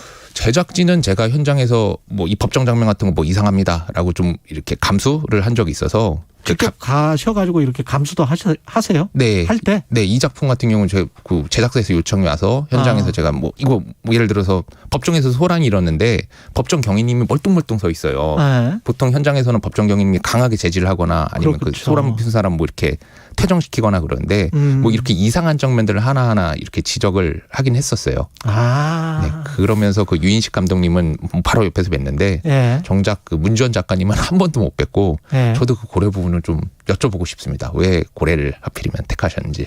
그 변호사님도 이 드라마 속에서 잠깐 나오시지 않았습니까? 네. 잠깐 6화에. 6화에. 네. 카메오로 등장합니다. 카메오로. 근데 다른 분들은 잘 모르실 것 같은데. 카메오니까요. 카메오는 아는 사람만 찾아보는 재미가 있잖아요. 이걸 또 1초 나옵니까? 1초? 촬영하기는 반나절을 촬영을 했어요. 그 추운 날에 예. 또 뭐 홀겹만 입고 촬영을 해서 와 대단하게 길게 나오겠구나 하고 긴장하고 봤는데 네. 2초 나오나? 2초 나왔으면 네. 오래 나오실 겁니다. 감사합니다. 네, 제작진분들에게 감사드립니다. 예, 6화 다시 한번 찾아봐야 되겠네. 아까 그 지적장애인 사건 같은 경우는 변호사님께서 실제 담당했던 사건이죠, 이게? 네, 뭐 책에 나오는 에피소드 모두 제가 담당했던 사건이고 예. 말씀하신 그 에피소드 제가 담당했었습니다. 그때 지적장애인 여성에게 법정에서 증언해달라. 네. 이런 요청도 하셨었죠. 그죠. 그러니까 뭐 사건 내용 자체가 사실은 드라마에서보다 한 100분의 1도 못 다룬 만큼 굉장히 끔찍한 사건이었어요. 그래요? 그래서 저도 뭐 변호하는 입장이지만 이거는 무죄는 쉽지 않겠다. 이거는 그러니까 뭐 나쁜 연애라고 얘기할 정도도 얘기하기가 뭐 무서울 정도로 그러니까 이렇게 굉장히 좀 분명해 보이는 사건이었거든요. 그랬군요. 네. 그런데도 갑자기 이제 피해자 여성분이 다가와가지고 나는 뭐 그 가해자죠. 가해자인 오빠랑 사랑하는 사이다라고 하니까 저는 아직도 그 순간이 잊혀지지 않아요. 진짜 뭐 SF의 한 장면 같았어요. 법정에서 그랬던 건 아니고 쫓아왔더라고요. 저희 사무실까지 쫓아와서 붙잡더니 꼭 오빠를 사랑했다라고 이것만 알아달라고 그러는데 이 얘기를 어떻게 받아들여야 되나 좀 그래서 법정에서 피해자 진술을 한 거네요. 네, 그러니까 부를까 말까 고민했었는데 어쨌든 저는 변호인이잖아요. 예. 가해자의 변호인이니까 유리한 진술이니까 부르긴 불러야겠다 생각했고 증언 때 그러니까 좀 요청해서 뭐 와주십사 했는데 뭐 드라마에 본 것처럼 그거는 뭐 실제랑 비슷했습니다. 그러니까 드라마에서 본 것처럼 재판부의 판단도 똑같았고. 네, 똑같았고 그리고 뭐 사랑한다라고 얘기를 하는데 사랑이 뭔지 그리고 그 외에 뭐 그 가해자와 있었던 관계에 대해서 제대로 설명을 못 하시더라고요. 다만 계속 그 가해자가 심어줬는지 어땠는지 모르겠지만 그 가해자를 사랑한다는 얘기만 계속 반복을 했던 그런 기억이 있습니다. 아, 그렇군요. 이 드라마 이상한 변호사 우영우가 그리는 법정, 그 판결 이면의 메시지들 이런 것들을 좀 생각을 해보고 있는데 변호사님 책에서도 지금 비슷한 고민의 흔적들이 나오고 이게 이기고 지고 뭐 이런 것 외에 다른 어떤 철학적이고 인간적인 것들이 있을까요?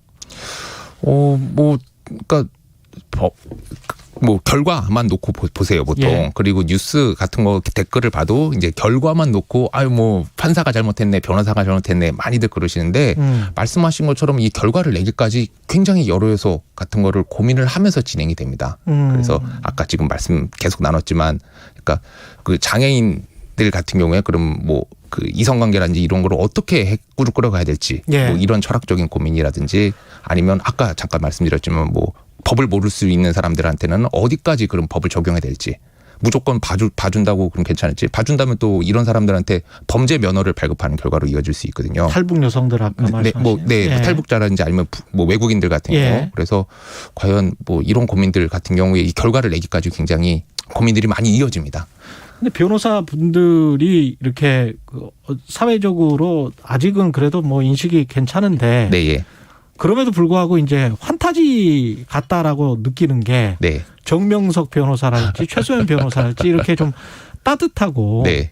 그리고 굉장히 좀 포용력이 굉장히 크잖아요. 네. 선배 변호사인 정명석은. 네. 예. 실제로도 이런 변호사들이 있습니까? 저는 그 질문이 좀 굉장히 놀라운데요. 아, 그래요? 대부분 그러세요. 아, 대부분 그렇습니까? 저한테만 유독 회상이 친절했는지 모르겠는데 네, 대부분 그렇게 참 뭐 이해가 깊으시고 또 제가 아는 변호사들이 나쁜 남자들이 많군요. 주변 인간관계를 한번 고민해 보셔야 되는 게 아닌가. 예. 이 실제로도 변호사분들은 이런 정명석이나 최수영 같은 사람들이 꽤 많다. 네, 제가 그리고 뭐 이런 고민들 같은 경우도 책에 적었었지만 변호사분들이 사건을 하면서 다들 이런 고민들을 하시면서 진행을 하십니다. 그런 고민들, 포용, 그다음에 어떤 식으로 우리 사회를 보는지 계속 깨우쳐가면서 지금 법률 행위를 하고 계시는 거예요. 네, 맞습니다. 여기까지 듣겠습니다. 드라마 이상한 변호사 우영우 속 에피소드의 주인공 신민영 변호사였습니다. 고맙습니다. 감사합니다.